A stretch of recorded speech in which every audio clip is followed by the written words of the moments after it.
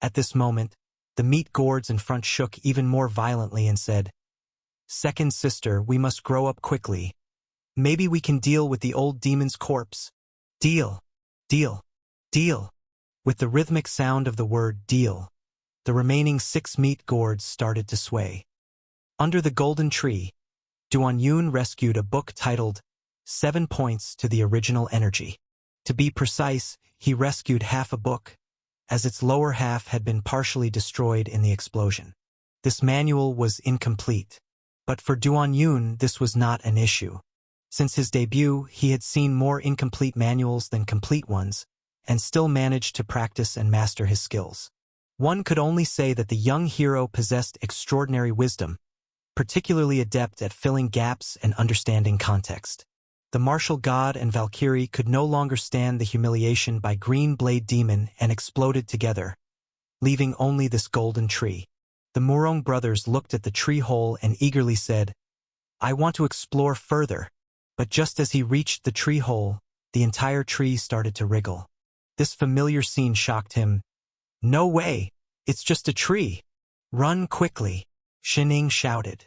Without any hesitation, Duan Yun and a few others dashed out quickly, because they had realized that the golden tree probably couldn't stand the Murong brothers drilling into its holes and was about to explode. Rumble! The roots above and below ground began to tremble, resembling wriggling giant pythons, and the soil around the heavenly pit started to collapse. Even the buildings outside the pit where the goddess catcher sisters were located were affected, sinking downward. Is this place going to collapse? With a bang, the terrifying explosion ultimately came. Golden tree sap gushed out from the tree hole, and the sap transformed into golden flames, fiercely burning. The golden leaves caught fire, making sounds similar to the screams of evil spirits, as if they were alive. In other words, the golden leaves of the golden tree were indeed living beings. Even though the Murong brothers ran quickly, they were still blown away by the explosion, with smoke billowing from their backsides. Duan Yun and the female heroes were fine, owing to Duan Yun taking the female heroes along with him, running swiftly with sky-shattering speed. The Murong brothers were in pain because, once again, they hadn't boarded the carriage. What about the promised big room? The fierce flames soon ignited the entire Taoist viewpoint, and the fire spread, causing the mountains and forests to burn. This magical golden tree, which had existed for countless years, was about to merge into a sea of flames. Seeing the fierce flames, Duan Yun said, "We must extinguish the fire." The Murong brothers, clutching their burnt bottoms, said, "This is a wildfire. How can we save it? It can only be left to burn out on its own. Cut out a fire break. Protect Taoyuan village. Maybe there's still hope."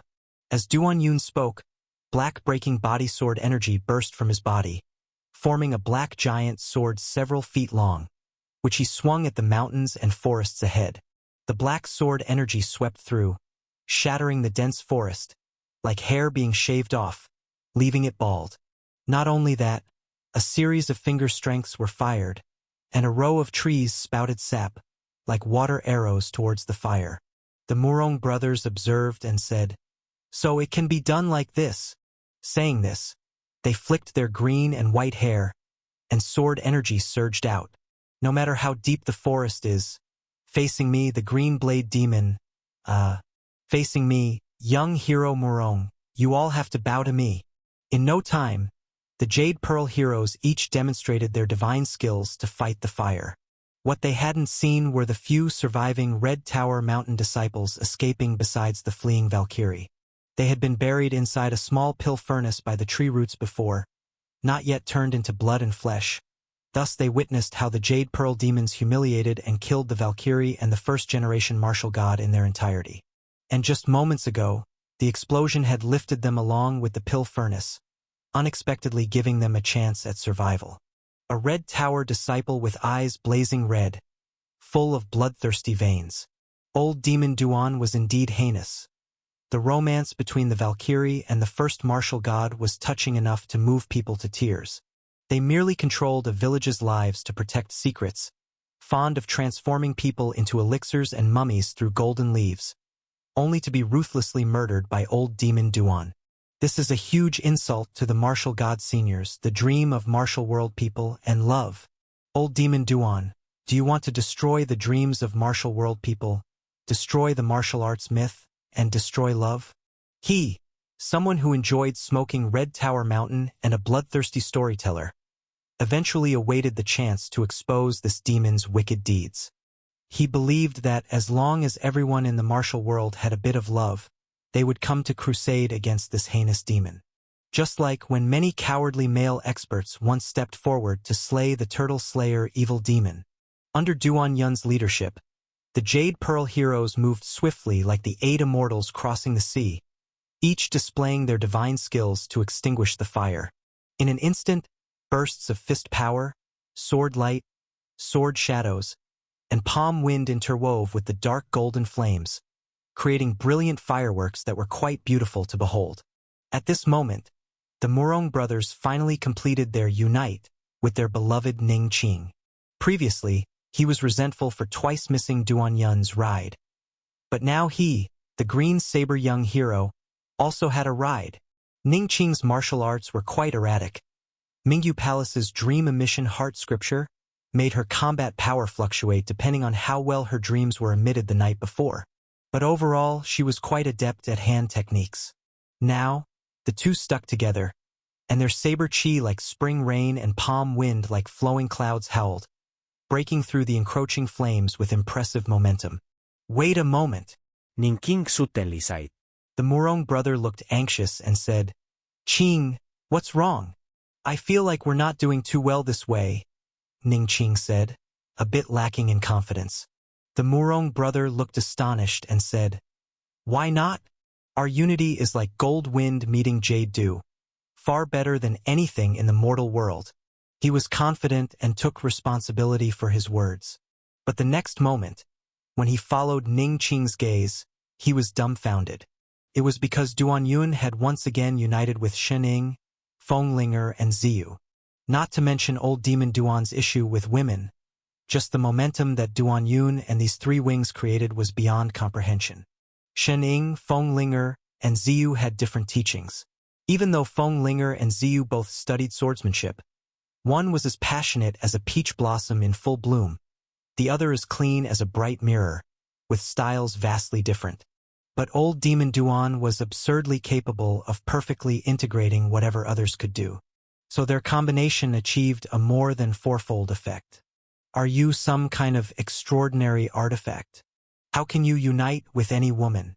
The Murong brother couldn't help but curse and grumble. Because he and his beloved Ning Qing, even if they exerted all their effort, couldn't match the tacit understanding Duan Yun had with any woman. Humans most fear comparison. At this time, Duan Yun stretched his wings, but it wasn't enough. 2 beautiful Dharma images appeared behind him, as if adding another pair of wings. In the next moment, he dived downward with the wings. This time, with him diving down, not only were there sword light and sword shadows, but also swirling fist power and palm wind, forcing the roaring sea of flames to retreat, unable to contend. A cliff was even more thoroughly cut open, with the section smooth as a mirror.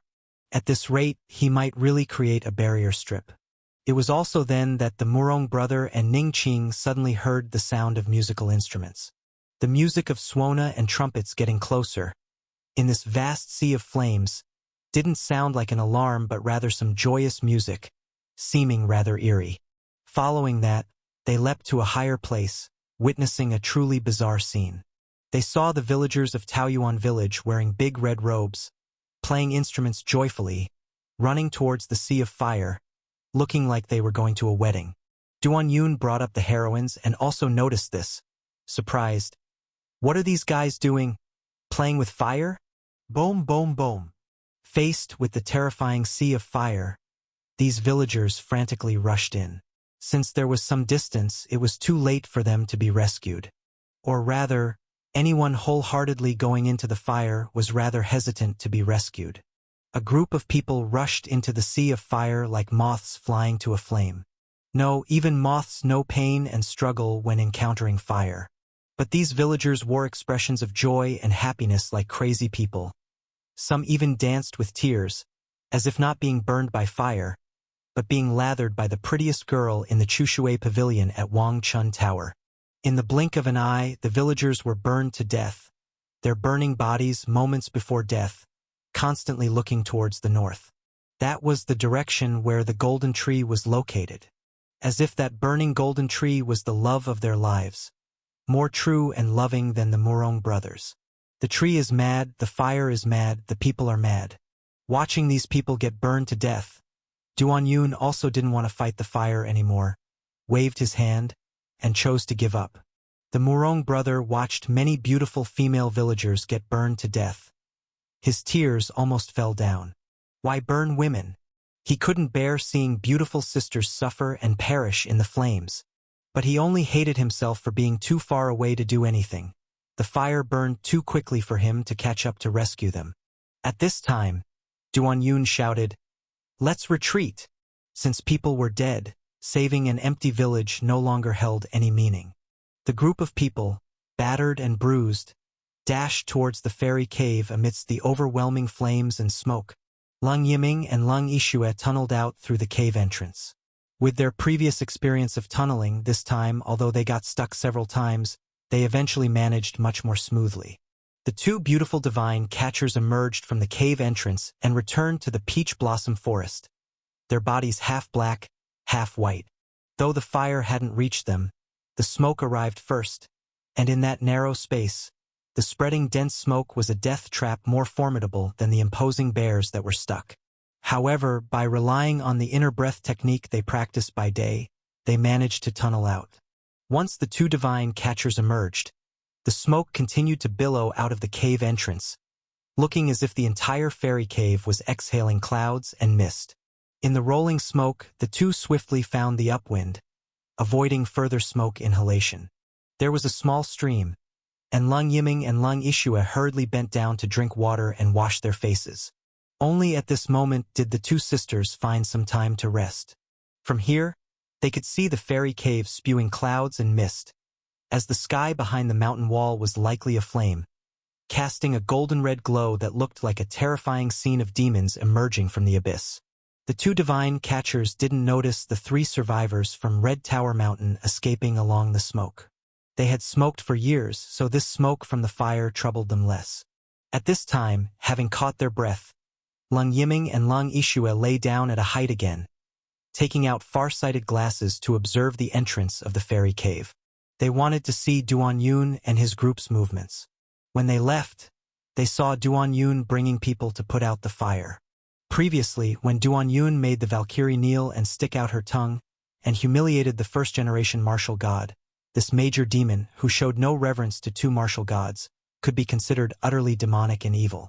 Yes, they had imagined being imprisoned by Duan Yun and subjected to the demon's methods, simply because compared to Duan Yun, their skills weren't up to par. And now, even the first-generation martial god and the Valkyrie couldn't escape his grasp, proving how terrifying this demon was. That is to say, in front of old demon Duan, regardless of whether it's martial arts legends or ordinary martial world guests, the outcome wouldn't differ much. This sort of equal view is the unique trait of old demon Duan, and it's a rare presence over hundreds or even thousands of years. Yet just earlier, he demonstrated a maddening demonic nature. And then to prevent Taoyuan village from burning, he rushed to extinguish the fire, displaying great chivalry. One could even say unparalleled chivalry. To think there's anyone else besides some great kind man from Bodhi Temple who would rush into a sea of fire for a few villagers. They couldn't think of any other madman. To exhibit terrifying demonic nature at one moment and unparalleled chivalry the next, all within a short time, is truly a madman. Yet, although the sisters didn't voice it, internally they sighed. This madman, both a demon and a knight, inexplicably attracts me. It said that men like to play with fire, but women also find it thrilling at times. This special flame is always mesmerizing. Then Leng Yiming thought to herself. To be precise, the green blade demon is also similar, but they only felt he was sinister and abnormal, having no interest at all and even felt repulsed. Is it just because of a face? At this moment, her sister Leng Yixue's expression changed. She said, Why is the smoke getting smaller? Lung Yiming quickly took up the far-sighted glasses to look and found the smoke from the fairy cave did indeed shrink significantly. Could it be the fire was extinguished? Lung Yiming wondered aloud. Lung Yishue retorted, how is that possible? This magnitude of fire was a true natural disaster. Even with Duan Yun's extraordinary wisdom, he couldn't put it out. She glanced at the sky, noticing the burn seemed fiercer. Yet why was the smoke getting smaller? Lung Yishue realized and said, could it be the entrance is getting smaller? The sisters hurriedly checked the fairy cave, only to find amidst the billowing smoke, the entrance really seemed to be narrowing. No way! Unable to hold back, Lung Yiming used her movement technique to get closer. Once closer, she confirmed her sister's theory. The fairy cave was narrowing. This fairy cave was truly like a woman's cavity, and it could contract? If this cave had contracted earlier, wouldn't the sisters have been stuck inside? But Lung Yiming now had no time to worry about themselves, instead worrying about Duan Yun. If the cave closed, how would Duan Yun and his group come out?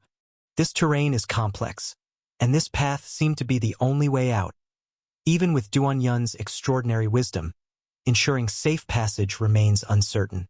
After all, the golden tree itself was mysterious and scary, and its spontaneous combustion seemed like revenge by the Valkyrie and the first-generation martial god on Duan Yun.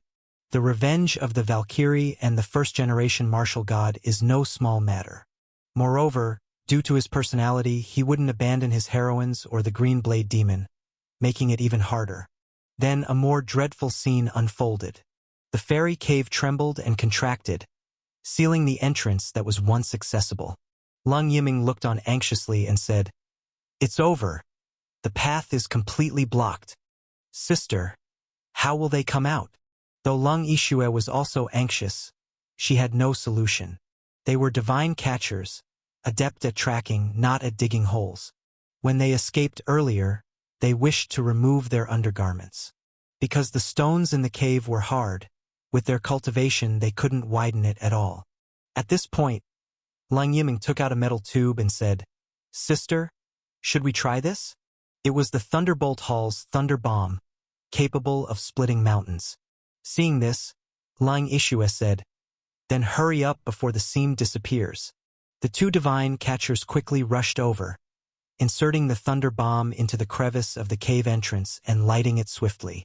Without any hesitation, the two raced away, diving to the ground.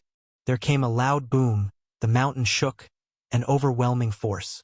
This thunder bomb was their trump card, indicated to use for mutual destruction if captured by an evil demon like Old Demon Duan, ensuring significant power. Amid the rippling shockwave, the fairy cave was blasted into an opening. The opening wasn't large enough, certainly too small for the sisters to pass. Such powerful thunder bomb only blasted open such a point, showing that only the shallow layer had been breached, given no smoke poured out, indicating it wasn't fully penetrated. With the solid fairy cave rocks, how would Duan Yun get through? More absurdly, at this moment the fairy cave began to contract again. So quick! This girl isn't as sensitive as you. Lung Yiming cursed. At this point, despite their worries, there was no solution. Duan Yun and his companions were completely trapped. Lung Yiming and Lung Yishue stood there dejected and confused. Just then, as the fairy cave was about to close again, it trembled with a massive noise. This moment felt like countless poison dragon drills were traversing inside, with sounds roaring like thunder, rattling their eardrums and shaking their souls. Get out of the way! Lung Yishue responded first, leading Lung Yiming into the nearby bushes. The bushes swayed, revealing only a bit of their bodies. Then came a loud boom. A massive black object drilled out of the ceiling fairy cave, giving a sense of being unbreakable. Upon closer inspection, you'd find this black object spinning wildly, appearing stationary due to its speed. The black object burst open the fairy cave, lightning and debris flying. After the hefty object, came the figure of Duan Yun, with torn clothes emerging. This thing is really hard. Indeed, he activated the Thunderfire Greatsword to carve a new path in the fairy cave. Strong individuals don't complain about environment, they simply create a path. However, this wasn't without cost. Among those who emerged afterward, Brother Morong was carrying Ning Qing on his back. Due to the noise caused when breaking the cave, their beloved Ning Qing was knocked unconscious. At this moment, Brother Morong couldn't help but shout with concern, "Quick, check Ning Qing." Duan Yun glanced and said, "Don't worry, won't die, just fainted." Afterward, the group left amidst curses, leaving Lung Yiming and Lung Yishue stunned at the scene before their eyes. This fairy cave, which Thunder Bomb only breached slightly, was completely opened by old demon Duan. What a supreme poison dragon drill! Having seen Duan Yun's various extraordinary talents before, they couldn't help but gasp each time. Yet this time, the two were still shocked, gasping. Old demon Duan constantly manages to amaze them both. Looking at the broken and smoking cave entrance, the sisters only felt the terror of old demon Duan was beyond words. Afraid that even if a fairy descended and trapped the demon in her cave, it wouldn't be able to hold this top-level demon Fong. Simply too terrifying. The wildfire sparked by the golden tree burned fiercely. Even though it was a 2 or 3 days walk from here to Qinghe City, the terrible blaze turned the sky a dark red, making it look like a beautiful sunset at noon to the people of Qinghe City. Because the fire continued to burn, in this midsummer season, the usually cool and eerie forest was now blazing hot. The fire hadn't reached us, but the heat kept coming. Perhaps sensing the threat of the wildfire, swarms of insects were flying south, sometimes darkening the sky, resembling an apocalyptic scene. Feng Linger couldn't help but ask, "Will this fire spread to Qinghe City?" The Morong brothers replied, "Who knows about this mountain fire? Once it starts, we can only wait for it to burn out by itself. Pity those beautiful girls from the village. They're probably gone." Duan Yun, already feeling displeased for not being able to save anyone, couldn't help but retort, "And the men of that village aren't pitiable? As a man, you're really going down a silly path." The Morong brothers were scolded and snapped back, "I'm a man. I don't like men. Is it wrong to feel for the girls?" Duan Yun responded, "To be a hero you must be kind and fair. Only focusing on women makes you appear like a simp, and I don't think you're fit to be a young hero right now." The Morong brothers were shocked. "I'm not fit? Just because I pity the girls. I'm not a young hero." Feng Linger nodded. "I also think your mindset isn't suited for being a hero. Recently, I've learned that heroes must root out evil and help the weak, distinguishing only between strength and weakness, good and evil, without regard to gender. Even if you barely qualify as a young hero, you'd be at the bottom of the Jade Pearl heroes." Feng Linger had done a lot of homework to become a good heroine alongside Duan Yun. Hearing this, a slight expression of relief appeared on the face of old demon Duan. The Morong brothers tried to argue, but Feng Linger had already raised her hand, saying, "He's at the bottom. Who agrees? Who disagrees?" At that moment, everyone raised their hands, including Ning Qing standing beside the Morong brothers. Even she thought it was silly for him to only care about beautiful women. Faced with the will of the group of heroes, particularly Ning Qing's will, the Morong brothers could only resign themselves to their fate. They had hoped to surpass old demon Duan and become the leader of the Jade Pearl heroes, but instead, they became the youngest member of the group. There was no choice. With so many women thinking poorly of him, he simply wasn't up to par.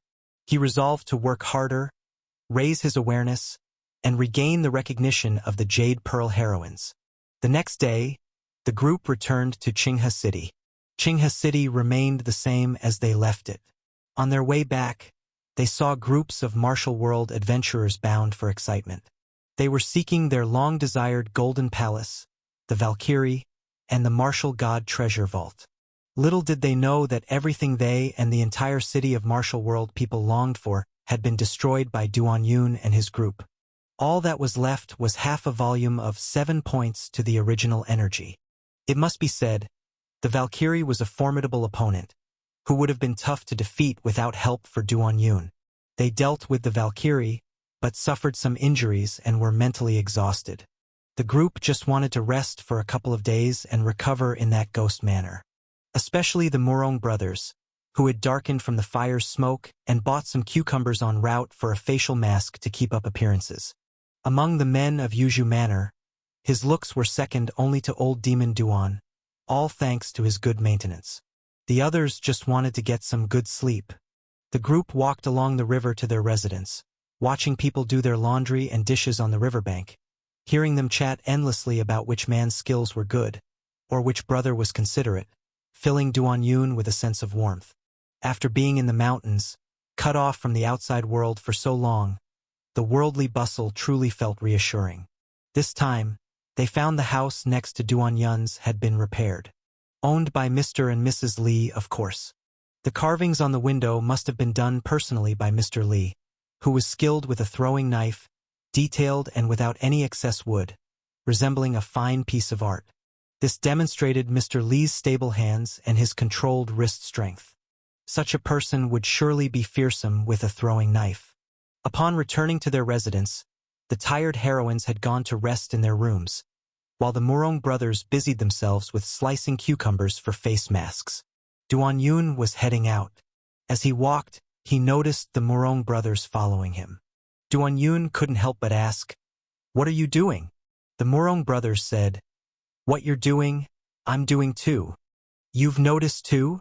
Duan Yun raised an eyebrow. The Morong brothers replied, "Of course, if I couldn't sense that sword chi blending with nature, I might as well have been practicing in vain." No sooner had the words left their lips than both of their gazes turned to the neighbor's house. That is, Mr. Li's house. They had sensed a buildup of sword chi when passing by earlier, suggesting there were more than two people inside. In other words, the neighboring couple might be in trouble. There was someone causing trouble for them. These neighbors were not related to them, only exchanging pleasantries on the surface, with not much deeper connection. Yet, as members of the martial world, how could they miss out on excitement? This was clearly a duel between experts. Indeed, the sword chi's refinement level was impressive. Otherwise, it wouldn't have drawn the attention of these two old demons. Without hesitating any longer, the two activated their movement techniques, like nimble birds, lightly landing on the neighbor's rooftop. The neighbor's house appeared built with consideration for cost, using half black tiles and half straw for roofing. Duan Yun and the Morong brothers just happened to land on the roof tiles and lay down quietly. As Duan Yun activated the absorption star skills, two tiles silently lifted open a crack, through which they could see the scene inside.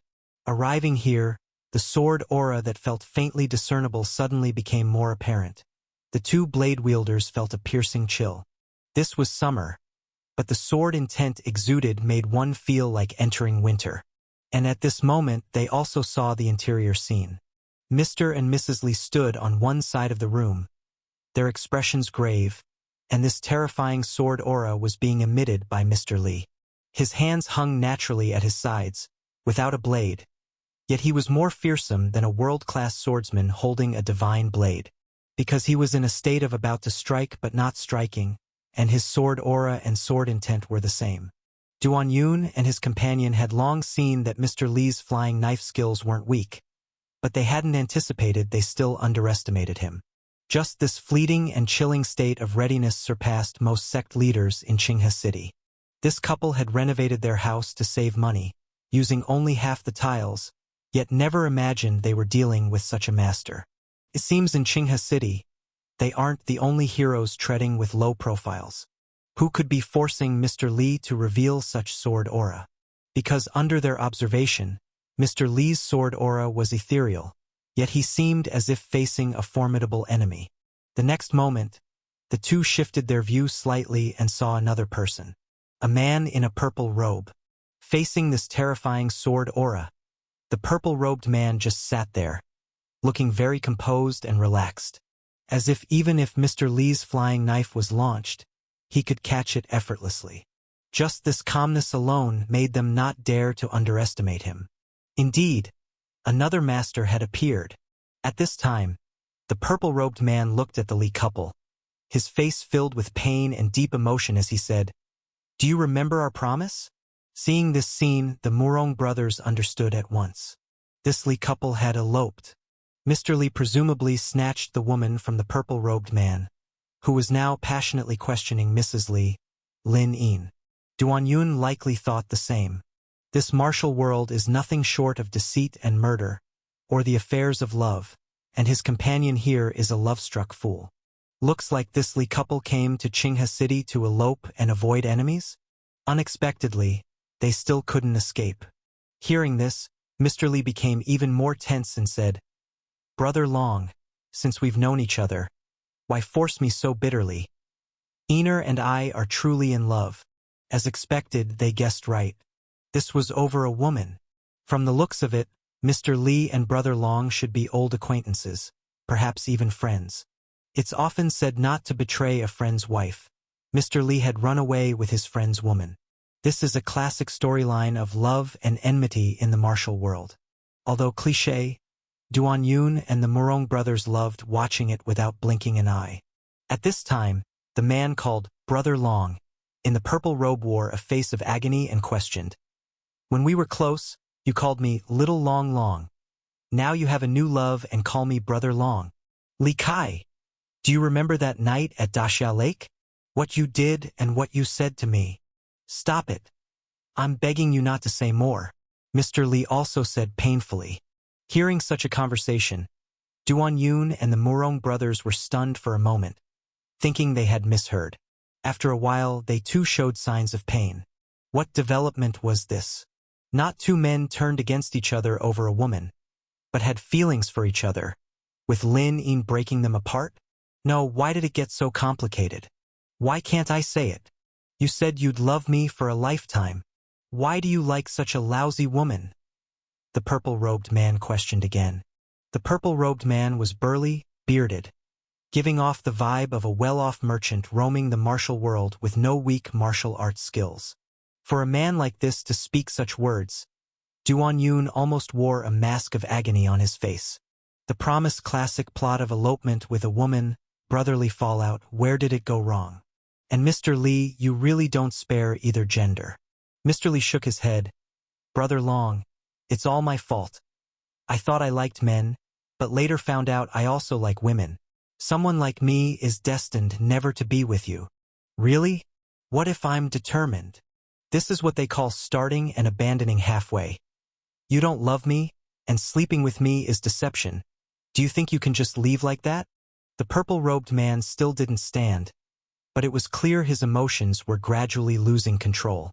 At this moment, like a gust of wind, he moved several steps forward, chair and all, suddenly closing in on the Li couple.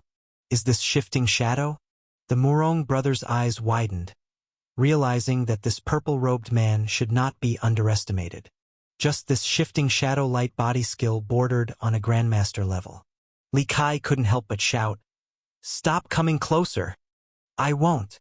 Kai, I can't live without you!" Facing Li Kai's warning, Brother Long seemed to hear nothing, rushing towards Li Kai like a moth to a flame. At this instant, that ethereal sword intent became reality. Duan Yun and the Murong brothers knew that the flying knife, which had been concealed, was about to strike.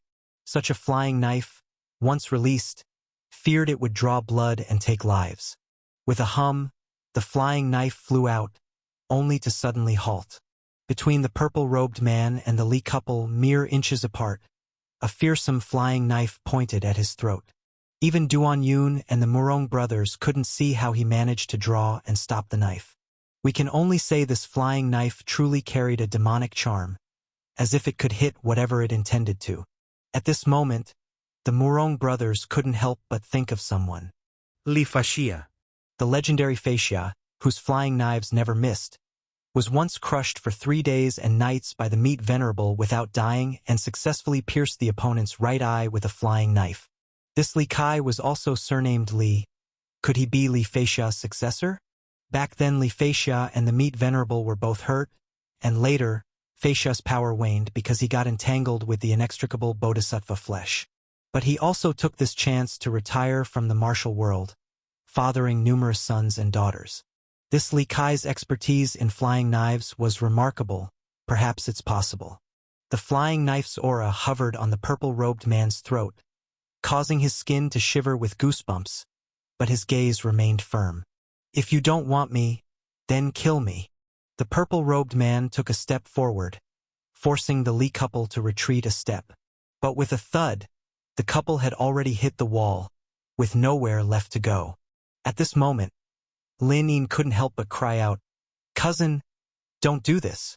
Hearing this, Duan Yun and the Murong brothers showed even more agony on their faces. "Turns out you're still relatives?" The purple-robed man cursed. "Don't call me cousin. You just stole my beloved man. I'm willing to die for him. Can you do that?" As he spoke, with a fierce look, he lunged at the flying knife. Li Kai hurriedly tugged his hand, but the knife still pierced the skin of the purple-robed man. However, the knife only left a red mark on his skin, then immediately returned to Li Kai's hand and disappeared. "What are you doing?" Lin Yin, witnessing this, cried out in fear. Moments ago, her cousin truly intended to die. Li Kai spoke with a pained look. Don't." The purple-robed man didn't look at him, but at his cousin, saying, "I'm willing to die for him. For him, I could even become a woman. I found the Jade Sword Sect's whereabouts. He likes women. So I'll become a woman and stay by his side. Even as a concubine. Can you do that?" Lin Yin looked at him, tears of shock welling up. "If you don't kill me, you can't stop me from being with you." The purple-robed man looked at Lin Kai and suddenly hugged him. Lin Kai couldn't help but shed tears. At this time, Lin Yin stood nearby. Seeing her husband also hugging her cousin while tearful, she appeared momentarily helpless. The purple-robed man looked at her, saying, "From now on, we call as we see fit. You call me cousin, I call you sister, you're the elder, I'm the younger." Lin Yin looked at Lin Kai in shock, saying, "Is this okay?" Lin Kai remained silent, only wrapping her in his embrace too.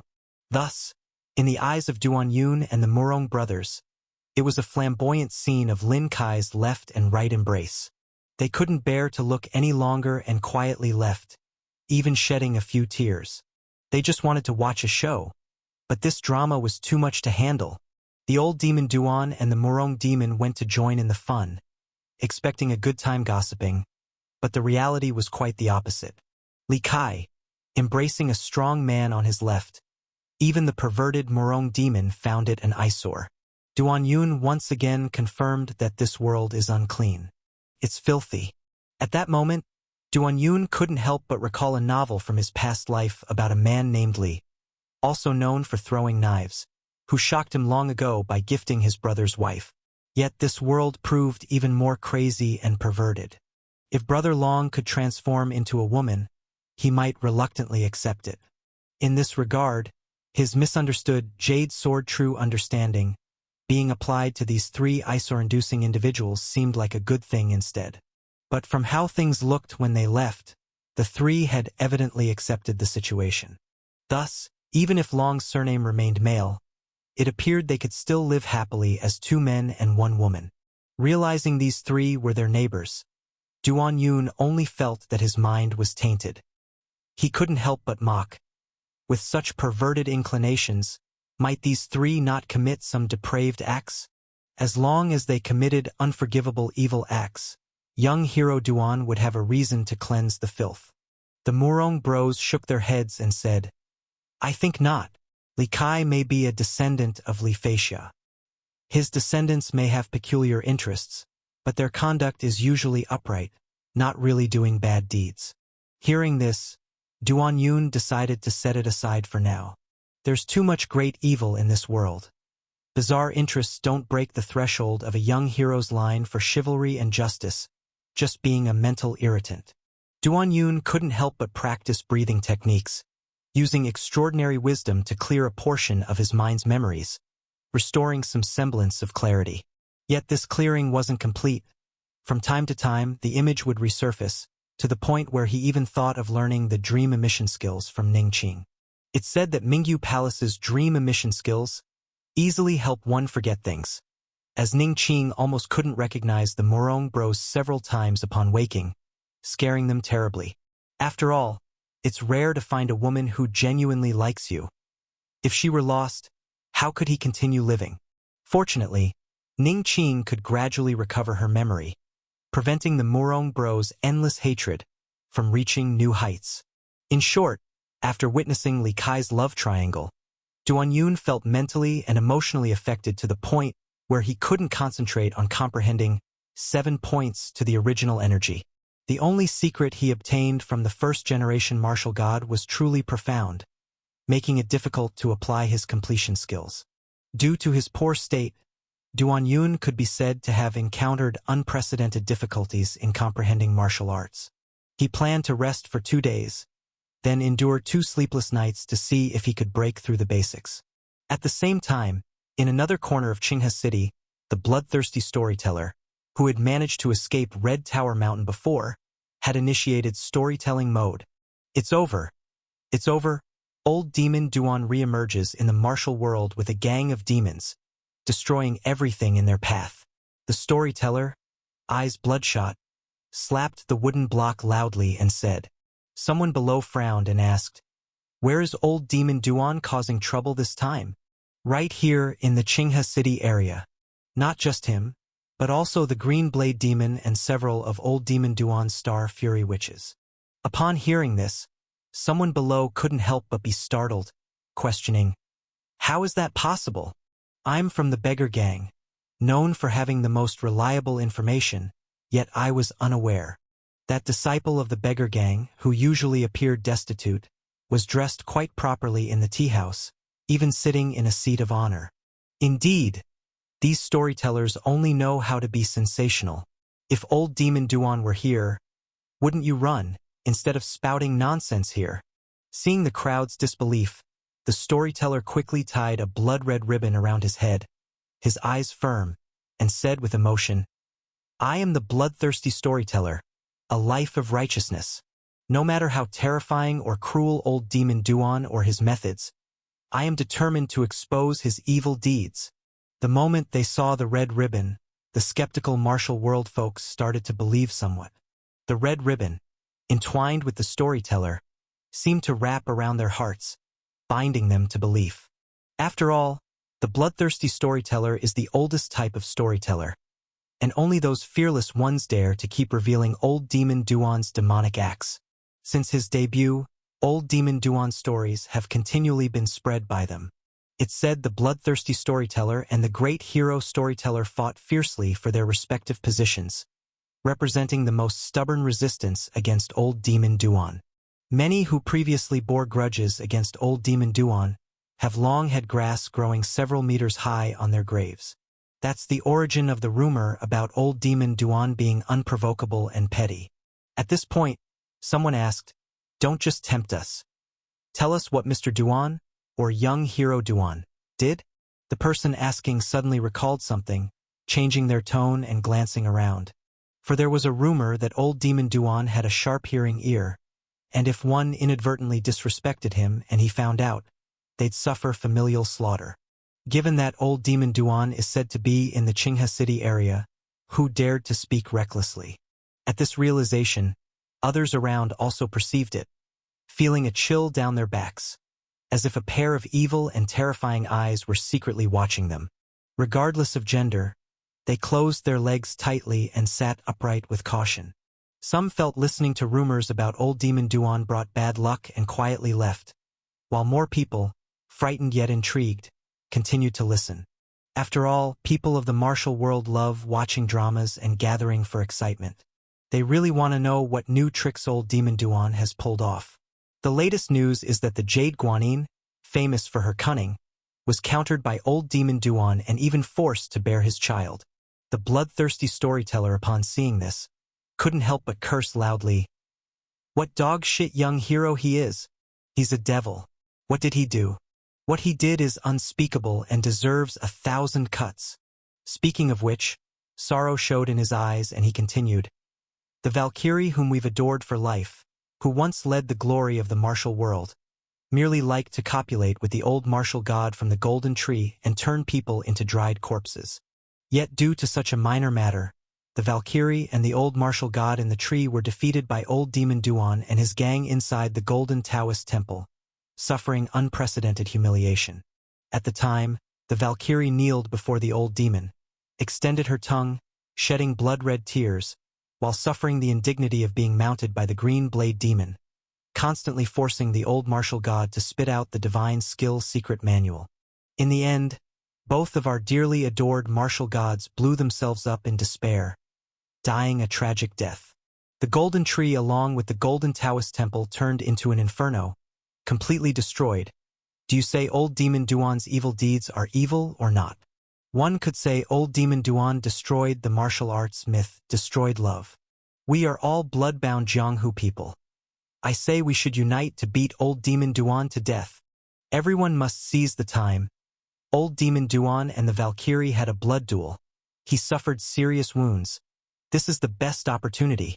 We cannot let our dearly beloved myth in heart, the Valkyrie and old martial god, die in vain. The bloodthirsty storyteller spoke emotionally, as if old demon Duan had killed his own parents, even shedding blood-red tears from his eyes. The bloodthirsty storyteller knew well that with these storytelling skills, he'd certainly gain people's approval. With such storytelling tactics, they've always managed to incite people and control public opinion. Over the years, only they could achieve this, but recently a great hero storyteller emerged, not only defending old demon Duan with evil doctrines but could also incite people like them. Inciting people, controlling public opinion, must only be controlled by them, the bloodthirsty storyteller. They absolutely cannot allow old demon Duan and the great hero storyteller to possess this ability. Otherwise, the martial world would be utterly chaotic, completely trapped in turmoil. For the order of the martial world, and for the innocent martial brothers, they must destroy the great hero storyteller. Yes, storytelling to incite the hearts can only be controlled by their bloodthirsty family, which is why they must battle to the end with old demon Duan and his great hero storyteller. Now, witnessing the heinous crimes committed by old demon Duan with his own eyes, under his influence old demon Duan is sure to arouse hostility throughout Qinghe City. And then, his thought hadn't even settled when there was a crisp smack. A rotten egg hit his forehead, stinking terribly. "You!" the bloodthirsty storyteller furiously cursed, about to speak when another rotten egg was stuffed into his mouth, its stench filling his throat. The one throwing the rotten eggs was an old man, appearing very angry, his body shaking, cursing. "Nonsense! The Valkyrie couldn't die? How could the golden Taoist temple be destroyed?" Exactly. No matter how powerful old demon Duan is, would he dare to challenge the Valkyrie? Even if the Valkyrie is old and weak, even died of old age, the golden Taoist temple and martial god treasure vault could never be destroyed. Right? Impossible. Absolutely impossible. What the bloodthirsty storyteller didn't expect was that revealing the truth incited fervor. They cursed at him, someone even went on stage directly to hit him. Madness, these people are mad. The bloodthirsty storyteller enduring the nausea from the rotten egg, spewing stench. "You are just afraid of the truth. You are cowards. Coward, your mother. Stuff this nonsense spouting mouth with rotten eggs." In an instant, led by that old man, rotten eggs were stuffed into the bloodthirsty storyteller's mouth as if free, some even into his butt. Actually, the bloodthirsty storyteller got it wrong. These people dealing with him like this weren't afraid of old demon Duan. But because the Valkyrie and the martial god treasure vault within the golden Taoist temple always remained a dream for these Jianghu guests. The old man throwing rotten eggs, from a blossoming youth transformed into a white-haired elder, had been persisting here all along, just for the treasure vault. This is like a grand gamble. For decades he dreamt of finding the vault. At his most discouraged, he thought dying at the Valkyrie's hands would be worth it. This is the portrayal of many martial world guests in Qinghe City. As for the bloodthirsty storyteller's claims, not to mention issues of authenticity, solely the destruction of the golden Taoist temple along with the martial god treasure vault, they simply couldn't accept. This equates to violently tearing apart everything they've persevered for years, nearly a total negation of their half-life efforts. And for those like the old man with rotten eggs, it is more unacceptable than being killed. Thus, the bloodthirsty storyteller endured full treatment. If the bloodthirsty storyteller could form an obsession and influence people with storytelling artistry, one could say compared with the lifelong obsession sought by the masses, His obsession doesn't measure up. These Jianghu guests absolutely won't allow such things to exist. Despite almost being suffocated by rotten eggs, filled entirely, the bloodthirsty storyteller continued to shout his last cries. True, old demon Duan. Cough cough. Destroyed everything. You were all cow. With a snap, the hand of the bloodthirsty storyteller was twisted off by a man. The man shook his slightly flowing long hair and said, I am Lu Jin of the Eight Gods sect. This guy dares to deceive people with lies and scare them with old demon Duan. He hasn't suffered enough. I will take him back and let him taste the tortures of my Eight Gods sect. When everyone heard that it was the Eight Gods sect, one of the 5 major forces in the city, enforcing justice, they couldn't help but feel respect. They detest those who are incapable of finding the treasure vault but spread lies about its destruction. In Qinghe City, so many Jianghu people come and go. Many leave empty-handed and in shame. Among these people, the most detested are those who, being unsuccessful themselves, claim the martial god treasure vault of the Golden Mountain to be fake. It's like those Jianghu guests who always complain but never succeed in life and are just as annoying. Sect leader Zhao of the Sparrow Saber sect puts it as, if you lack ability, just admit it. No need to blame the big environment. Others succeed, but you fail in everything and say it's the martial arts environment. Why does the environment worsen wherever you go? Are you the one wrecking the environment? And this storyteller's words were even more annoying and malicious than those who complain about the environment, deserving punishment. The Eight Gods sect, one of the 5 major forces, dislike such statements not only because they're also seeking the martial god treasure vault but because they want to do business with Jianghu people. If you burst this dream bubble, how can I make silver off people? So when the storyteller was taken away by the people of the Eight Gods sect, the whole audience cheered as if sending off a plague demon. The bloodthirsty storyteller never thought that what he personally witnessed as earth-shattering facts would land him in such a situation, and he couldn't help but complain secretly, cowards! Fools! This martial world is filled with cowards and fools, which is why old demon Duan can act so recklessly. Thinking of this, he was so angry he rolled his eyes. Just as the bloodthirsty storyteller was subjected to the pleasant hospitality of the Eight Gods sect, an uninvited guest arrived at Duan Yun's residence. This uninvited guest was captured in a mud pit by Panda Dabai, near the toilet, and dragged out. Duan Yun and his group didn't expect Panda Dabai could catch a thief, and couldn't help but praise it highly. At this moment, Duan Yun suddenly found this thief looked somewhat familiar. The thief, covered in wounds, upon seeing Duan Yun, burst into tears and said, Father, I've finally found you. It was then Duan Yun recognized. Wasn't this Elder Hong Mingtian from Red Tower Mountain? Just a few days without seeing. How did he end up so miserable? The Murong brothers were shocked to find out Duan Yun had such an older son, and they stepped aside. At this point, Hong Mingtian had already crawled over with difficulty. Duan Yun asked, puzzled, What happened to you? Hero Duan, our Red Tower Mountain is no more, and the wife I was going to present to you was seized by others, Hong Mingtian said with a miserable face. A few days without seeing, Red Tower Mountain was annihilated? Last time he and Red Tower Mountain went to search for the Golden Temple, Red Tower Mountain suffered considerable losses, but half returned. How did it suddenly collapse? Duan Yun couldn't help but ask, What's going on? It was the Yushi sect. The Yushi sect saw us heavily damaged from exploring with you, and took the opportunity to ally with the other 4 major forces, attacked us, not only killing our people but also demanding the whereabouts of the Golden Temple. We thought that as a hero you would still go there and didn't want to be disturbed, so we swore not to tell them and claimed to have you as our backing. Duan Yun frowned and said, You used my name? I feared affecting your actions and didn't dare to directly claim your name, but warned them how formidable you are. But the Yushi sect and the sect leader of the Eight Gods sect said, not to mention a backer like you who doesn't even dare reveal their name, even if the Heavenly King came, they would kill just the same, Ming Hongtian said, clinging to Duan Yun's leg miserably. Most of what he said was true.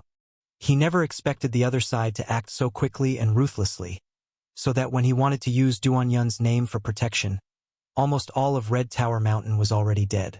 As they say, once an arrow is released, it cannot be taken back, and the situation had reached a point of no return.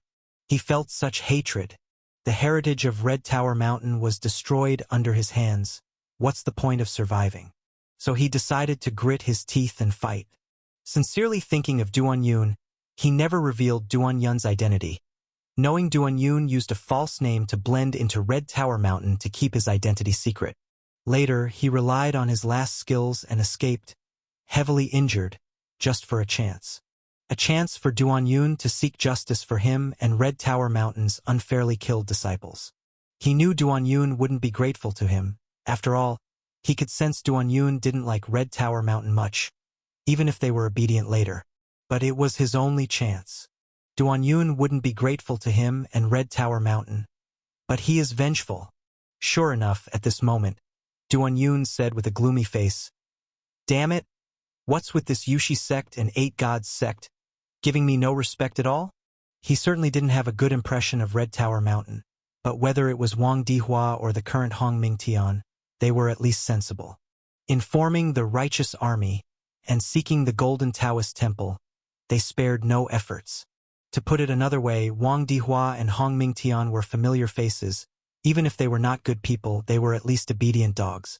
Damn it, to kill dogs familiar with him with no face given? Doesn't young hero want face? Then, Duan Yun asked, "Where are the people of the Yushi sect and Eight Gods sect?" Hong Mingtian, spitting blood, said, "They've taken over our territory, right where your living quarters were when you joined." Duan Yun had already stood up, saying, "I'm going out for a bit." The Murong brothers said, "We want to go too." Duan Yun said, "Stay out of annihilation affairs." With that, he was gone. Watching Duan Yun's departing figure, the Murong brothers couldn't help but complain, "That guy will hog all the glory of wiping out families." Hong Mingtian watched Duan Yun leave, smiling as he closed his eyes. He knew at this moment, even if he died immediately, it would be worth it. Damn beasts of the Yushi sect, you too will pay the price. At this time it was noon, a relatively leisurely time in Qinghe City. People who have finished lunch usually take a nap, especially those who have eaten too much and feel a little happily drowsy. Even those who love to fight and kill would sit down at this time. When it's time to eat, they eat. When it's time to nap, they nap. People aren't made of iron. Even those who particularly enjoy killing and seizing territory need to catch their breath. Especially today, with the sun just right, it's even more suitable for a nap. Duan Yun walked in the sunlight, the river breeze gently blowing, neither too dry nor too hot. Now he was carrying a medicine box again. When young hero Duan wanted to destroy a sect, he would usually become a doctor. This was his habit. It turned out that just when he had barely started strolling down the street, someone greeted him. "Jean, long time no see." The neighbor Li Kai released his left and right embrace and cupped his hands toward him. As a person of the martial world, Duan Yun really liked this way of greeting, and followed by cupping his hands, politely saying, "Jean, you're truly blessed." When he said this, his mind started buzzing again. One can only say that Li Kai truly lived up to his reputation as a master of throwing knives. At least his mindset was genuinely strong.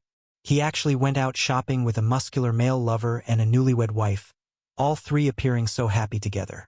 There were quite a few other people on the street, noticing his left embrace of the purple-robed muscular man, and right embrace of the elegant woman in blue, casting looks of either astonishment or envy, unable to resist gossiping in secret. For a moment, Duan Yun felt a bit embarrassed to know this person and hurriedly left. Duan Yun was quite familiar with the route to the Red Tower Mountain settlement. After all, he had once been an outer disciple of Red Tower Mountain and had even admired its welfare benefits. However, the martial world is ever-changing. One moment, Red Tower Mountain was making heaps of silver, but now its members were slain, and its settlement was occupied by the Yushi sect. It shows that Yushi sect has always wanted to monopolize the opium trade, and taking this chance when Red Tower Mountain was vulnerable, dealt a fatal blow. As a young hero, Duan Yun utterly despised gambling and drugs, originally forgetting temporarily to address them, but eventually found them coming to him instead. With Red Tower Mountain already destroyed, this time he seized the chance to sweep the Yushi sect away, thus eliminating the poison from the city. Thinking about how he was serving justice, eliminating these tumors to make the city more healthy and clear, Duan Yun felt the delight of sweeping away filth, humming lightly involuntarily. Near the entrance of Red Tower Mountain settlement, Duan Yun remembered he hadn't eaten yet. In that case, let's eat first. Just outside of the Red Tower Mountain settlement, there happened to be a hot pot stall. At this moment, quite a few muscular body cultivation practitioners were eating pig offal hot pot. In this world, pig offal isn't considered good meat, usually favored by dock workers, while Jianghu guests who know some martial arts and have some status normally disdain it. But it's different in Qinghe City. Prices in Qinghe City are outrageously high, so the pig offal and entrails looked down upon outside town here are pretty popular among body refinement guests. Duan Yun ordered a portion as well and started eating. It has to be said that this pig offal and entrails, under the strong oil and spices of the hot pot, were remarkably tasty. Duan Yun thought about the work he had to do later and ate 3 bowls of rice in a row, breaking out in a full sweat. From here, one could see that the opium den of Red Tower Mountain was still open. The signboard hadn't even changed. 2 middle-aged men who looked like walking skeletons came out of the opium den, one murmuring, "Why doesn't today's Red Tower Mountain opium taste as pure?" The other man complained, "I think the opium is mixed with impure leaves. These days, all the wine is watered down, even the smokes are fake, and so expensive too, really unlivable." The man responded, "Let me tell you, visiting brothels is still the most cost-effective. At least a girl's work can't be faked." His companion said, "But the girls here suck you dry. Back when I was the most handsome lad in 10 miles, but visiting too much reduced me. Nowadays, they all say I'm 45. The man casually spat heavily, saying, "Same here. It's all your fault, dragging me to that brothel. Got me hooked. Clearly, I'm only 18. But now they say I'm 28. Duan Yun was shocked. This guy looked at least 48, yet he claims to be only 18? At 18, how much whoring does it take to end up like this? Then it looks like only gambling is exciting. Let's play a few rounds tonight." Listening to their conversation, Duan Yun no longer wanted to comment. These 2 men were clearly victims of the town's complete saturation of vice, gambling, and drugs. No wonder, with his doctor's eye, he judged their bodies hollowed out, unlikely to survive past 40.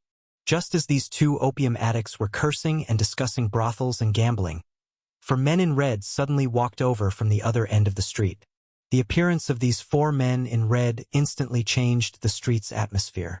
The 2 opium addicts tried to discreetly slink away, only to be caught immediately by several massive hands.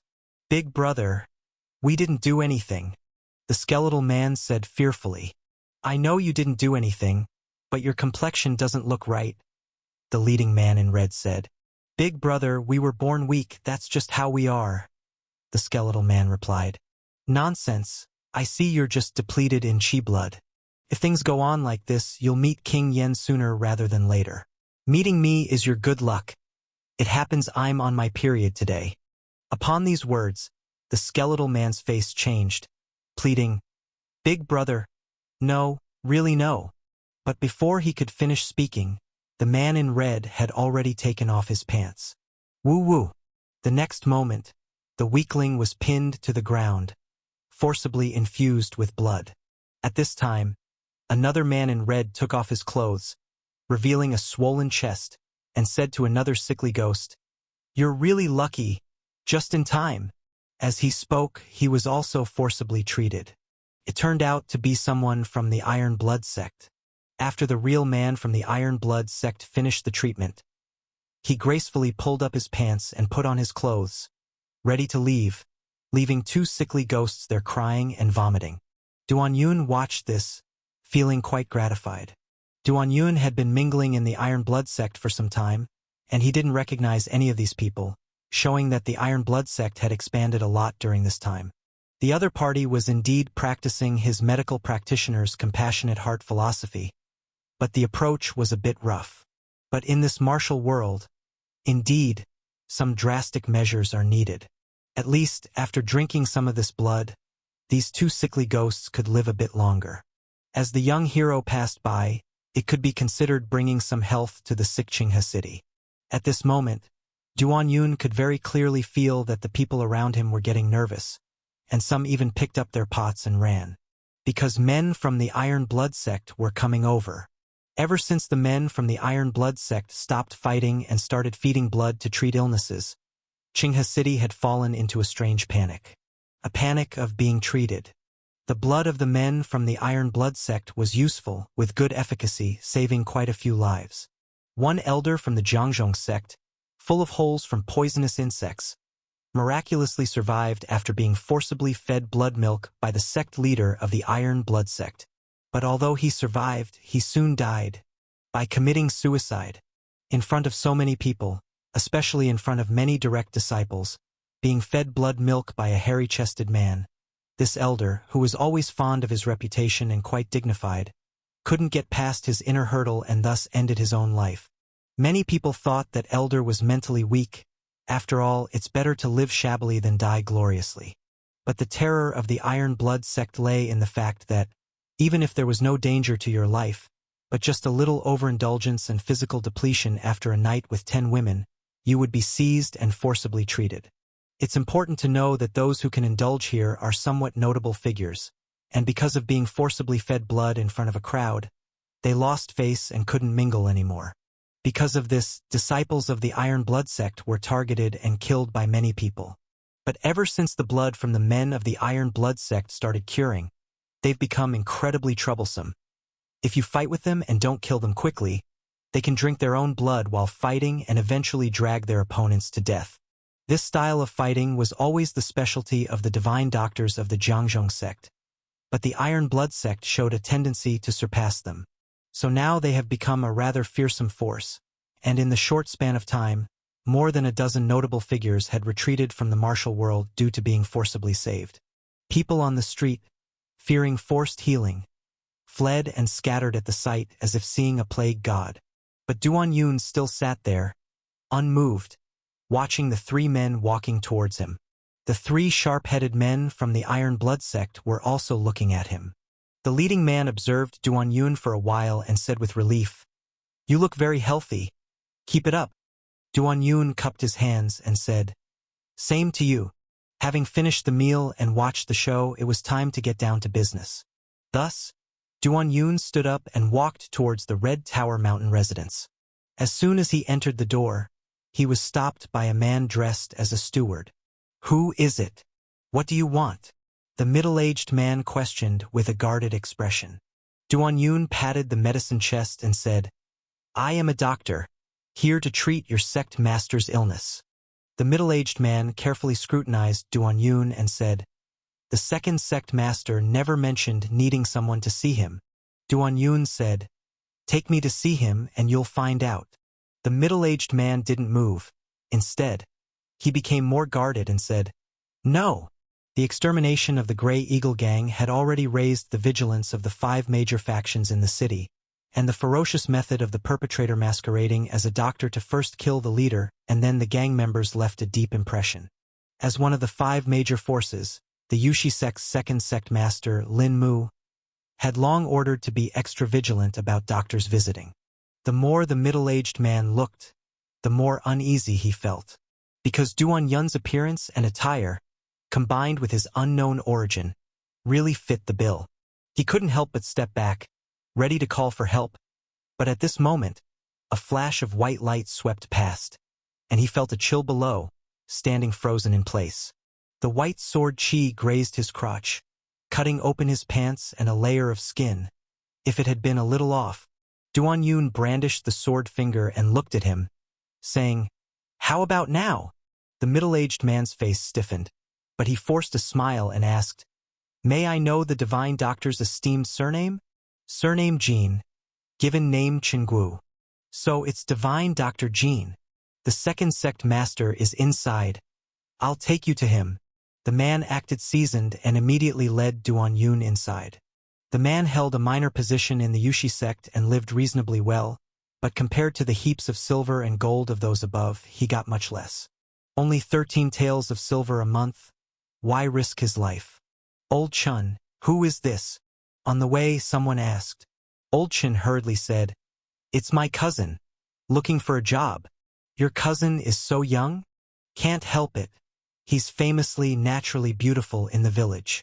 Having just walked past the corridor, Old Chun almost knelt down, pleading, Divine Doctor, within the sect there's some prejudice against doctors. It's beyond my control. Please don't mind. Duan Yun hadn't expected that after wiping out just one gray eagle gang, he had turned the young doctor into a high-risk profession, causing the Yushi sect to be on guard. This Yushi sect truly deserved ridicule for daring to be so wary of such a noble profession. Duan Yun nodded, signaling Old Chun to continue leading the way. Old Chun, clutching his torn crotch, continued taking Duan Yun further inside. The side hall of the Red Tower Mountain had long been transformed into the Yushi sect's reception hall. Lang Yiming and Lang Yishue had just stepped out when the Yushi sect's second sect master, Lin Mu, approached head-on. Seeing this, Lang Yishue cupped his hands to take his leave, but Lin Mu blocked the way, saying, To the two divine catchers, I, Master Lin, have already invited you for a meal 5 times to fulfill the hospitality. Why do you always avoid it? If the sect master finds out that I failed to entertain properly, he will blame me. Lin Mu took a liking to the goddess catchers, but had been rejected by the 3 goddess catchers of the Qingqi Bureau like a dog. After being rejected by the goddess catcher Su Lizzie last time, and even mocked as being from the lower realms, Lin Mu silently vowed never to pursue any lower realm goddess catchers again. He, a dignified second-in-command of a sect, also needed face. But when Lang Yiming and Lang Yishue appeared, he couldn't help it. If he could marry a goddess catcher, what harm is it to be a sycophant? So he tried to get closer time and again, but these 2 goddess catchers were still unappreciative. What was most excessive about these 2 goddess catcher sisters was that they didn't even bother to hide their disdain. Indeed, the way they looked at him was full of contempt, especially the younger sister Lang Yiming, as if he was a pile of dung. I, a dignified second sect master of Yushi sect, am not less than your superior in the realm of the martial world. Yet you 2 divine catchers look at me like this. No matter how bad I am I really a pile of dung? Really from the lower realms. Truly motherfucking from the lower realms. At this point, Lang Yiming responded coldly, Master Lin, my sister and I have to help investigate cases. We have no time to eat. Looking at their cold demeanor, and seeing Lang Yiming's expression as if looking at a pile of dung, Lin Mu could no longer bear the anger in his heart and sneered. By rights, the 2 divine catchers have been here for several days and have no leads? It said the Qingqi Bureau's divine catchers tracking technique is unparalleled, but it seems no better than us. Lang Yiming and Lang Yishue were already displeased with this toad. It was pure displeasure. The person seemed decent and not ugly, but always gave off a very fake and rustic feeling. Supposedly, this person was also their ally, but the 2 couldn't help but feel a strange sense of disgust. This feeling was quite the opposite when it came to Duan Yun. Duan Yun, known as the Old Demon, was dangerous and should be their enemy as goddess catchers of the Qingqi Bureau. But in his presence, they couldn't help but feel goodwill and wanted to get closer. Now hearing Lin Mu say this, Lang Yiming's disgust deepened, and she couldn't help but say, Actually, we do have a lead. Lin Mu's eyes turned cold, asking, Who? Lang Yiming sneered. I advise you not to inquire. You probably can't afford to offend. Lin Mu also sneered. Can't afford to offend? Within this Qinghe city, there's no one our Yushi sect can't afford to offend. At that moment, Lang Yiming's nose twitched, and she said, He's here. At this instant, Lang Yishue's expression changed as well, saying, He really came. Lin Mu was a bit dumbfounded, asking, Came? What came? The second sect master of the Yushi sect, Lin Mu, was once again being despised by the goddess catcher under his command, which made him abashed and indignant. However, Lang Yiming and Lang Yishue, the 2 sisters, instead of retreating from his fury, seemed to prepare for a head-on confrontation. Even a sycophant has dignity. After enduring too many injuries and humiliations, one will eventually cry out. As it seemed a conflict was about to erupt between them, Lang Yiming suddenly said, "He's here!" which left Lin Mu momentarily bewildered. What kind of madness was this? Or perhaps she wanted a way out? No. When he saw the two women displaying expressions of both panic and faint delight, Lin Mu grew even angrier. That expression, it resembled that of women in the throes of initial love encounters with their sweetheart. As the second-in-command of the Yushi sect, Lin Mu was respected and had played with at least 100 women, a testament to his extensive experience. Yet over these years, he desperately found that not a single person he wished to connect with emotionally actually wished to connect with him. Exactly, this expression of longing for one's beloved was something he had never experienced. Did these two women mean their beloved was here? Lin Mu suddenly understood, gritted his teeth and said, "I want to see who it is." Indeed, even the goddess catcher of the Qingqi Bureau seldom showed such disrespect.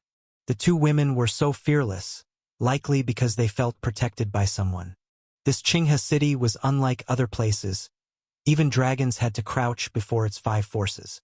Just then, a real set of footsteps sounded outside. "Old Chun, who is this person?"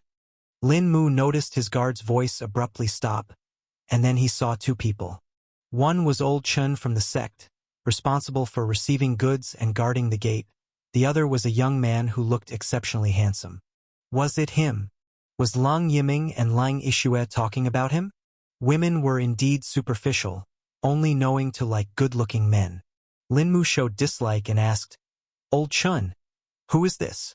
Old Chun saw the second sect master Lin Mu's displeased expression and was immediately terrified.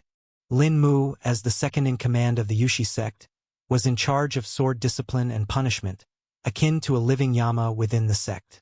And this young doctor he brought in, capable of killing with one finger, exuded the same aura of King Yen. Now, caught between 2 kings Yen, his heart was actually more fearful of Lin Mu.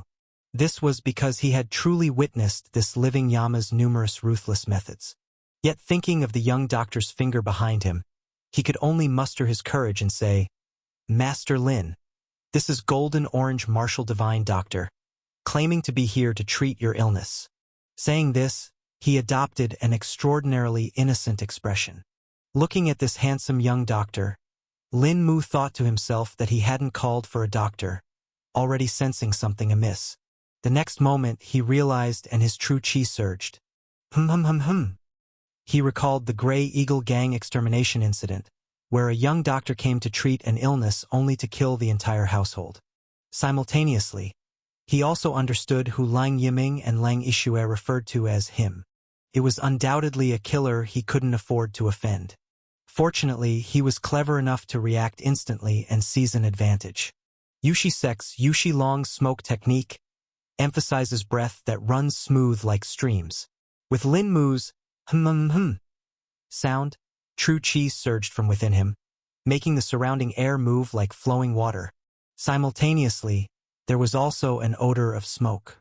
Being a major opium sect, Yushi sect also practiced smoking while training, having their flesh and true chi long impregnated by the fermentation of training smoke, naturally carrying a smoky smell. This smell, for tobacco lovers, was a fragrance, but for non-smokers it was stench. Lin Mu often faced disfavor from women, never attributing it to his odor but thinking they were blind to value. As the second sect master of Yushi sect, Lin Mu reached such heights obviously through his tactics. His true chi and inner strength started to move, causing Duan Yun's expression to grow somewhat serious. Long creek palm. Lin Mu's hands turned into afterimages, delivering over a dozen palms in succession. These palms were both illusory and real, forming a powerful handprint in the air, appearing both solid and ethereal. Seeing the opponent's palm, Duan Yun also shouted, "Cloud-clearing palm." Old Demon Duan had learned extensively, but had never formally studied hand technique. Yet with his extraordinary wisdom, who said he couldn't perform a technique without learning? In the view of hand technique master Lin Mu, Duan Yun's palm skill was nothing but chaotic, akin to a child fighting blindly, struggling even at an entry level. Yet bizarrely, upon shouting cloud-clearing palm, the palm, when released, burst forth with a cloud-clearing momentum. As if by shouting cloud-clearing palm, the palm wind could indeed clear the clouds. Boom, boom, boom. The energies of the palms rapidly collided, creating turbulent air that scattered the garden's rose bushes. Duan Yun only felt the palm contest was exhilarating, so he didn't even catch a breath, letting his palms roar forth again. Lin Mu could not even take a breath. Seeing Duan Yun's palms return, he could only clench his teeth and emit hum to send forth his palm energy. Once again, their palm energies collided, the resulting force whisking nearby doors and windows away like paper. The collision sounds of boom boom boom quickly morphed into pop pop pop, owing to the transition from distant palm energy contention to close-range flesh-palm combat. Duan Yun didn't need to catch his breath. His palms grew ever faster, almost to the point of dizziness. On the other hand, Lin Mu only felt incredibly bitter. The opponent's hand technique is still a mess, like a child. Usually, he could easily break it using more than a dozen methods, but at this moment it doesn't work.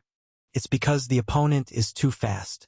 He used all his strength just to barely keep up, having no time to try other moves. Duan Yun's strikes fully exemplified the saying, "In martial arts, speed is the answer to everything." What made Lin Mu suffer even more was that the opponent wasn't just fast, but fierce.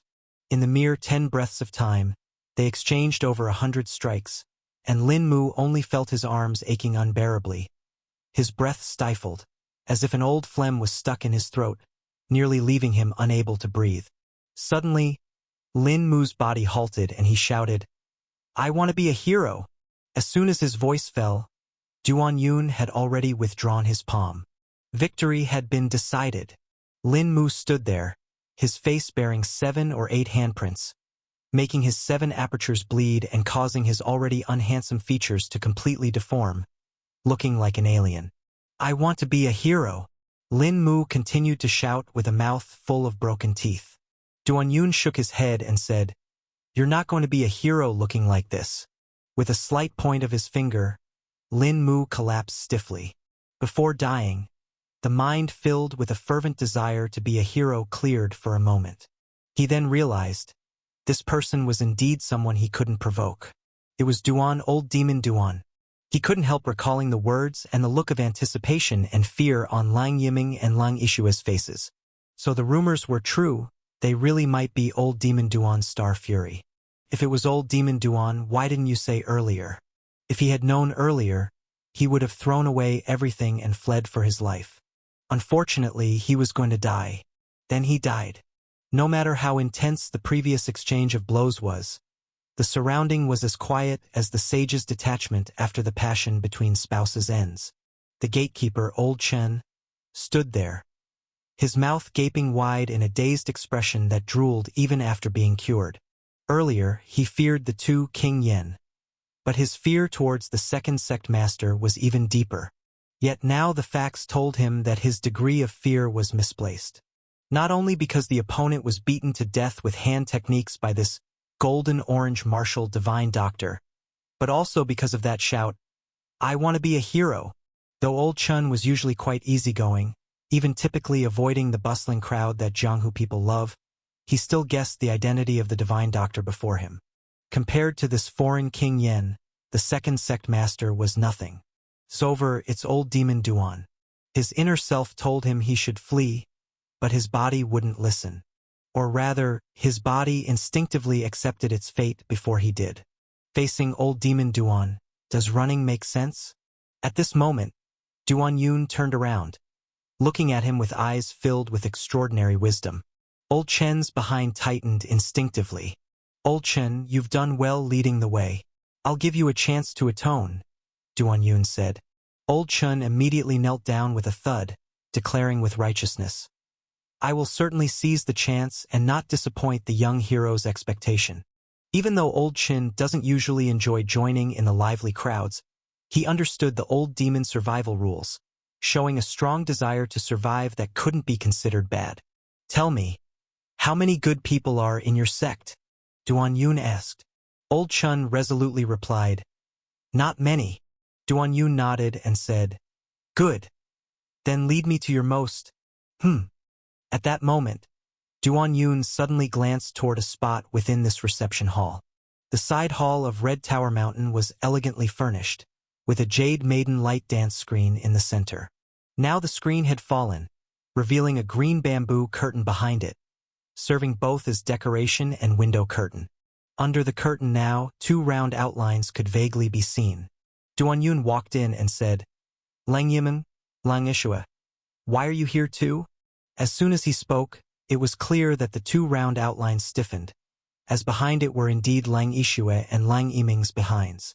Sister Lang Yiming poked her head out from behind the curtain, awkward and fearful. "You could even recognize us this way?" Duan Yun nodded and said, "Of course. Have your eyes practiced enough to see through the curtain?" Lang Yiming asked, puzzled.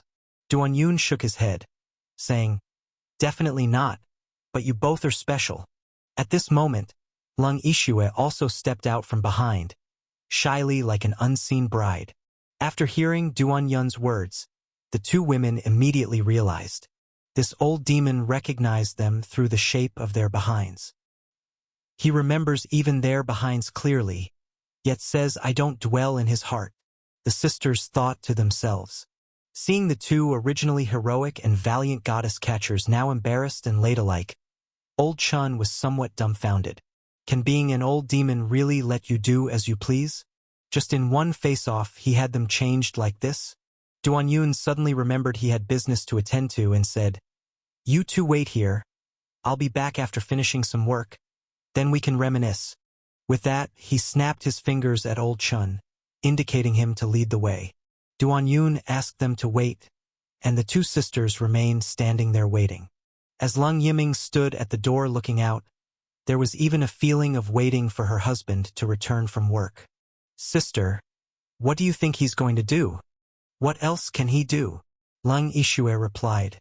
"I didn't expect Su Hongling to ask the two of us to investigate, yet we would witness her sex doom." Lang Ishue shook her head and said, "Not exactly doomed. At least Su Hongling, the sect master, still has a few disciples outside. But the Yushi sect and Red Tower Mountain are probably finished." Now that the two sisters were here, they naturally understood the Yushi sect had overnight occupied the Red Tower Mountain's residence. It can be said that both sects, two rivaling tobacco bigwigs, have been long-established sects for 100 years, grown by many generations of Jianghu folks smoking their tobacco. Both had placed heavy bets on Qinghe City, intending to earn heaps of silver while searching for the martial god treasure vault. Yet both sect leaders aren't here, resulting in disaster. Indeed, when the sect leaders returned to Qing City, they would feel the sky had fallen. Because although they were still there, the sect was pretty much over. Lang Ishue and Lang Yiming didn't believe a miracle would occur either. For Duan Yun, wiping out a sect was a professional matter. Even the Huangshan sword sect, which once possessed 2 dragon essence, had become yesterday's flower, let alone the Yushi sect with no leader to oversee it. At this point, Lang Yiming suddenly remembered a very serious question and said, "Sister, is he letting us wait here to later take care of us?" "Ha!" Lang Ishue couldn't grasp it for a moment, confused. Many lustful demons in the martial world often enjoy their favorite prey last. Duan Yun surely covets us for long. Might he take the opportunity to say we are colluding with Yushi sect and fiercely punish us? Moreover, men are often very excited after killing someone, making it harder to control themselves. Lang Yiming explained. Lang Ishue paused for a moment before saying, "How can that be? I find his attitude quite good, seeming to trust us and consider us friends." Lang Yiming shook her head and said, "Do you think he might have known we were here long ago, even aware of us tracking him?" Upon discussing this, Lang Ishue couldn't help but feel a chill running down her spine. Indeed, perhaps Duan Yun recognized them from behind the curtain, indicating he already knew they were there. Them tracking him was likely discovered. Then he followed them. Thinking that Duan Yun might have tracked them, both women felt even more frightened and stimulated. Sister Lang Yiming dared to think further, saying, "He might be wanting to find a chance to harshly punish us. while this Yushi sex eradication is a handy affair. Lung Ishuer exclaimed in surprise. But we haven't done anything, just came to help investigate, not revealing him. Lung Yiming's gaze was firm. Sister, does a demon need a reason to get the woman he yearns for? No need? I think he's still special, that kind of special. Lung Ishue pondered. At this moment, Lung Yiming seemingly hadn't heard her sister's words, covering her prominent chest, looking sorrowful. Think of me, Lung Yiming, living a dignified life, pure as a jade, cannot escape the misfortune and must be severely punished like predecessors by the demon. Outside the Red Tower Mountain Station, people still came and went, with hardly anyone noticing the righteous cleansing taking place inside. Li Kai, with Long Yun and Lin Yin embraced on either side, stepped onto the street, intending to buy some jewelry for these two beauties. However, suddenly, he and Long Yun both glanced towards the interior of the station. The two were both masters and already sensed an ominous sword chi permeating through. Could there really be such a master skilled in sword Dao within Red Tower Mountain? Li Kai and Long Yun believed that with their brother couple joining forces, they could navigate proudly even in Qinghe City. As long as they weren't besieged by major forces like the Five Great Sects, they feared no one. Yet at this moment both felt pressured. That person's sword chi was too fierce.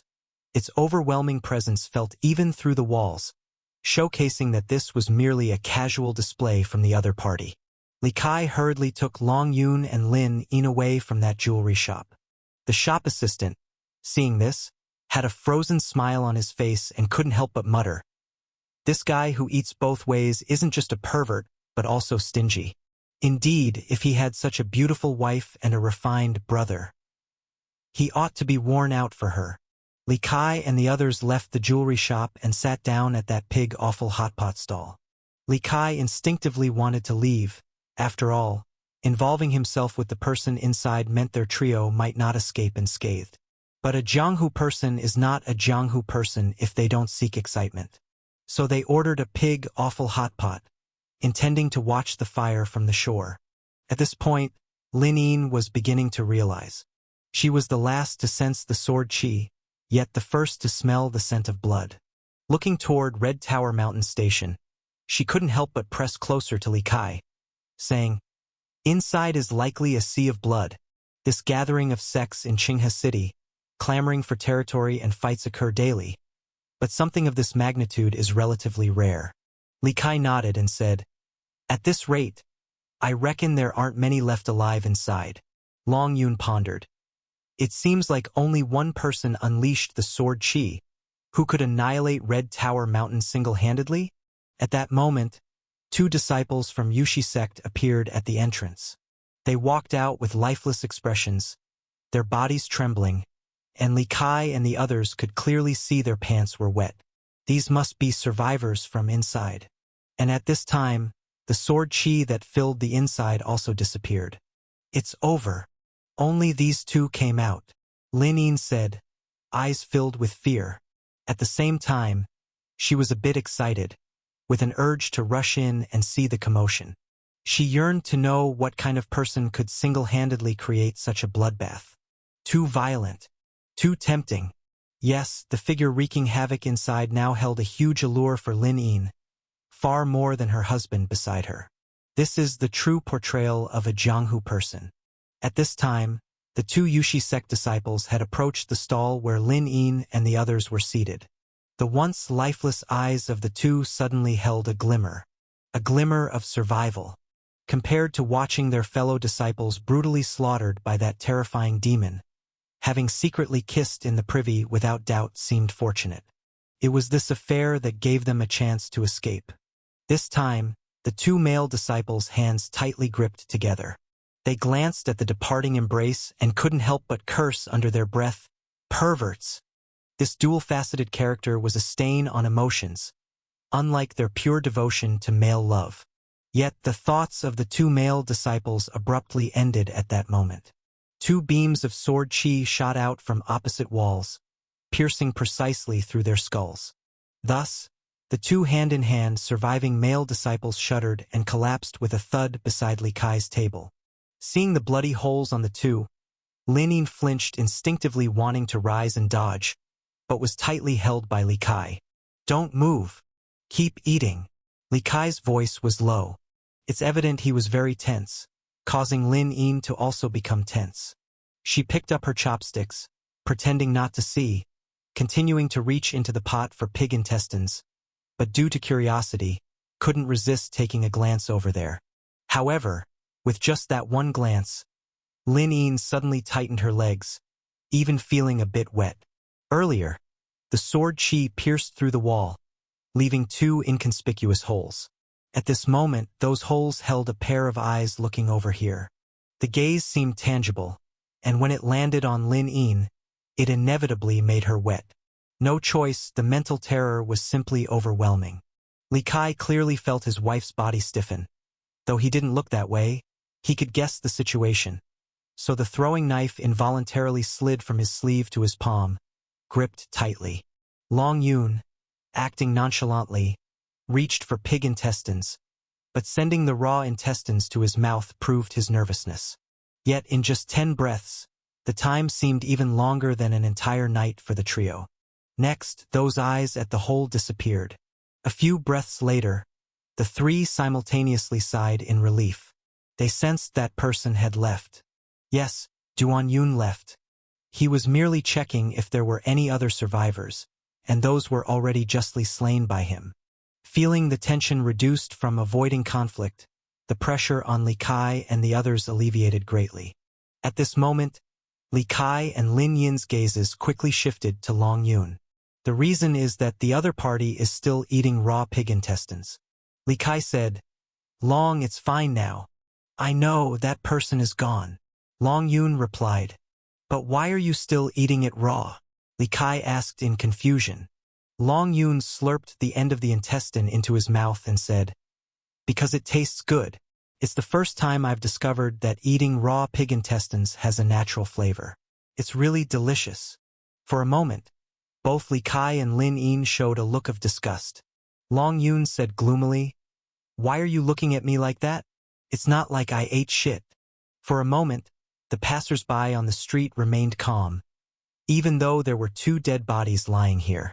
After all, most of the people here are Jianghu people.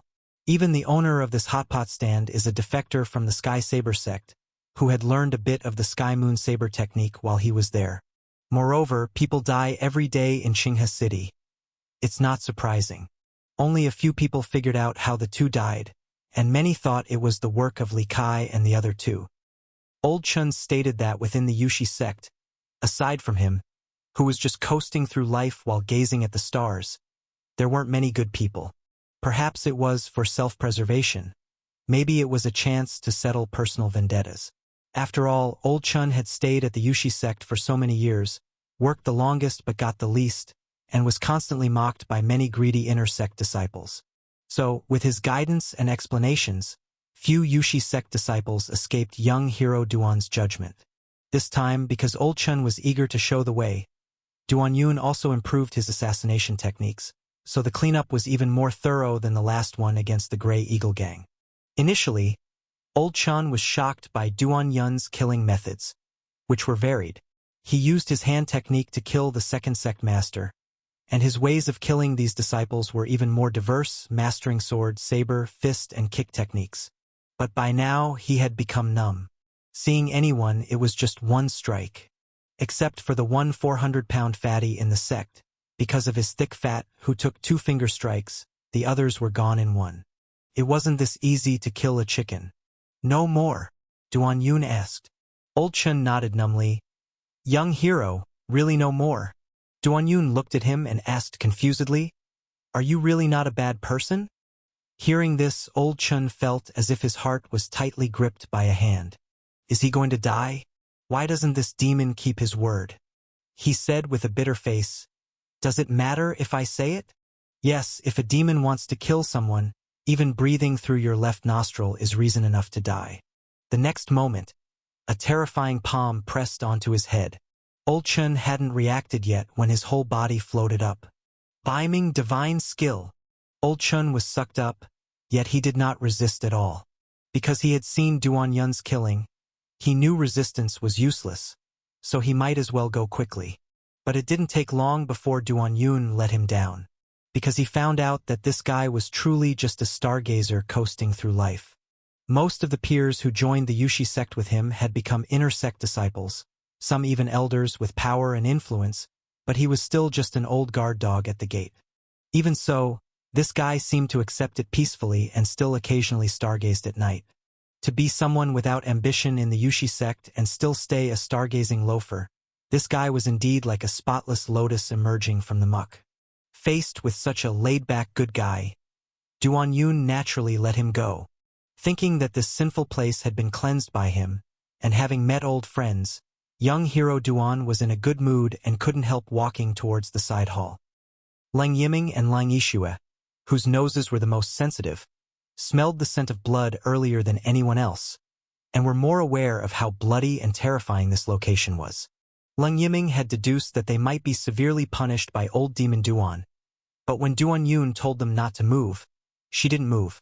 Lang Yiming even stood there secretly grooming herself, trying to make herself look more dazzling. Seeing this, her sister Lang Yishue couldn't help but want to ridicule.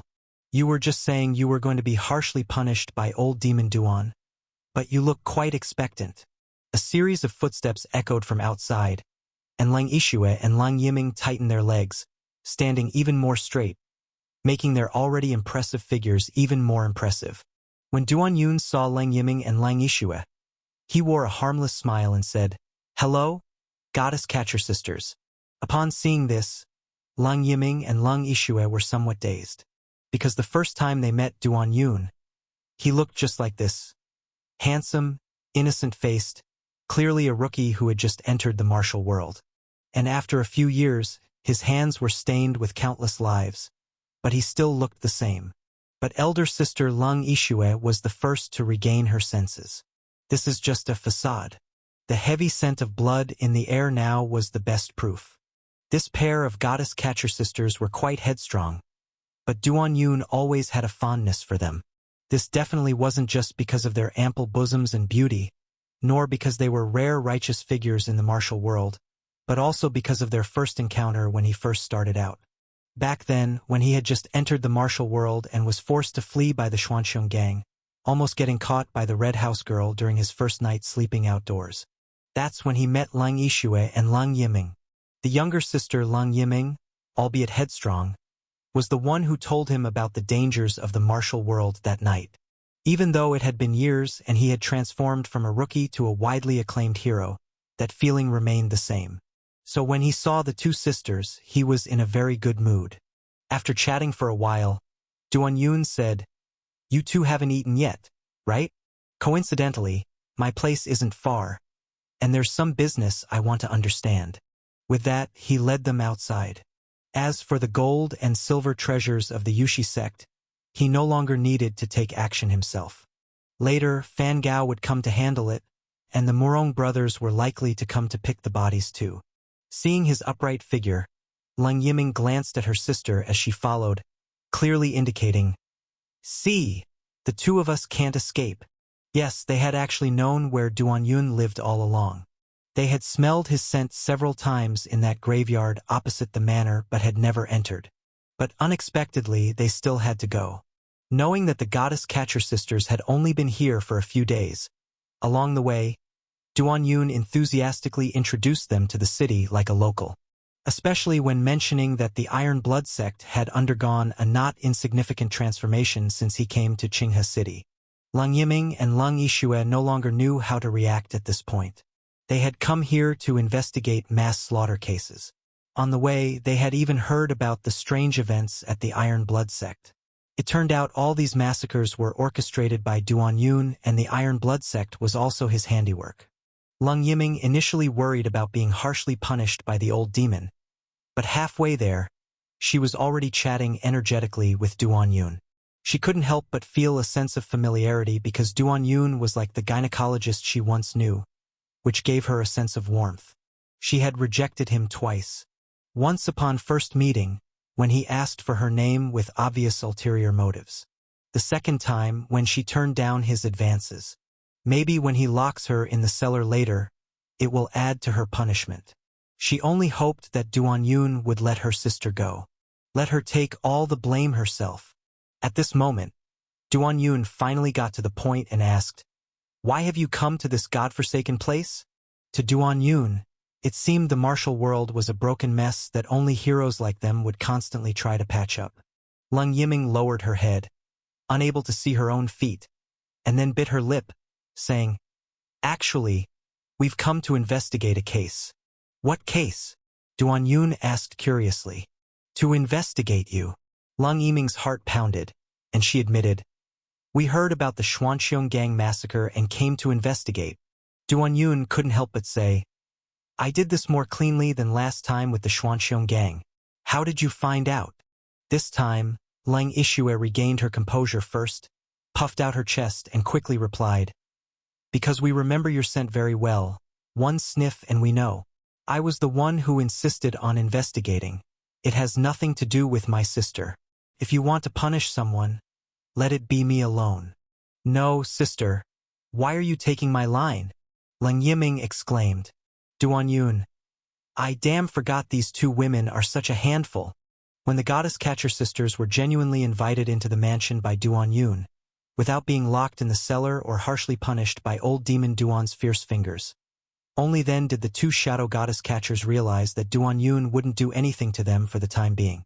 Duan Yun, like the self-proclaimed young hero, only punishes the evil women and not the righteous ones. And they happen to be the most righteous goddess catcher sisters within the Qingqi Bureau, not within the range of young hero Duan's punishment.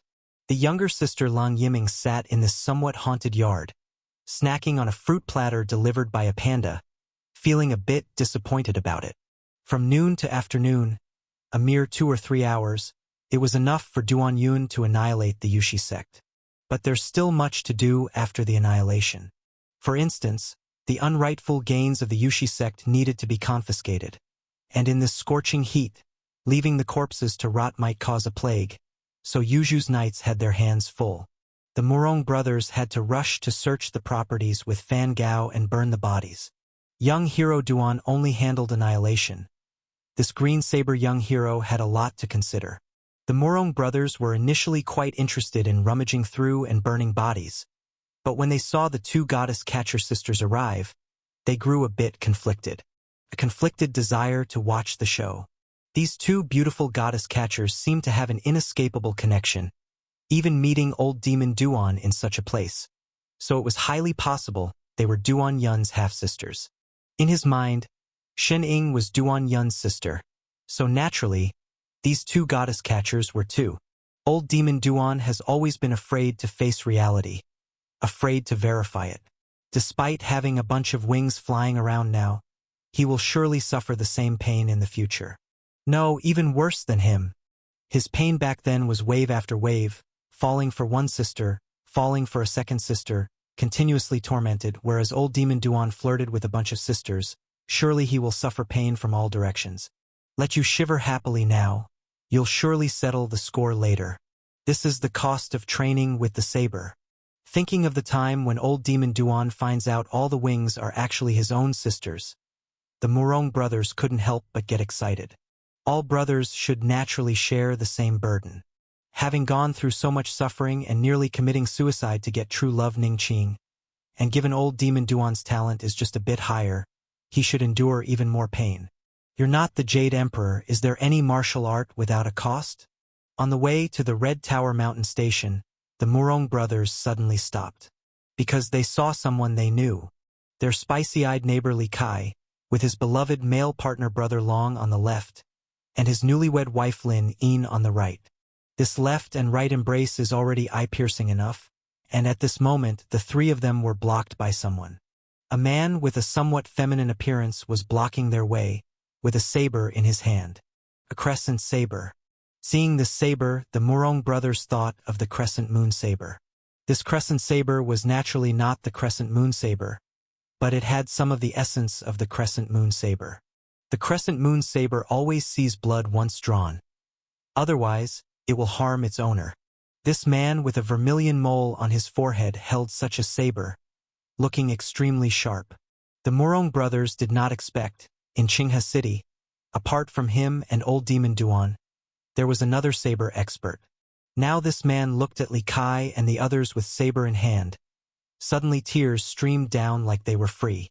Li Kai, the year before last in the plum tree grove in December, you said to me, I wish to find someone who understands me, and never part until old age.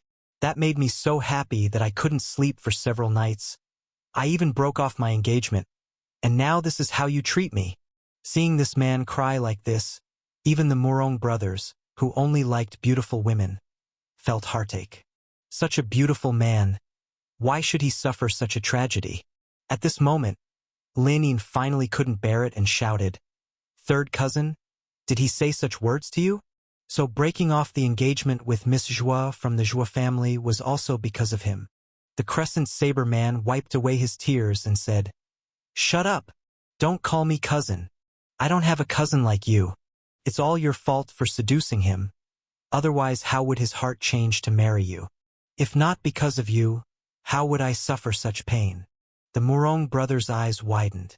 Did he marry Lin Yin, while also flirting with Lin Yin's cousin and another cousin? Well, this Li Kai not only disregards gender, but targets an entire family, right?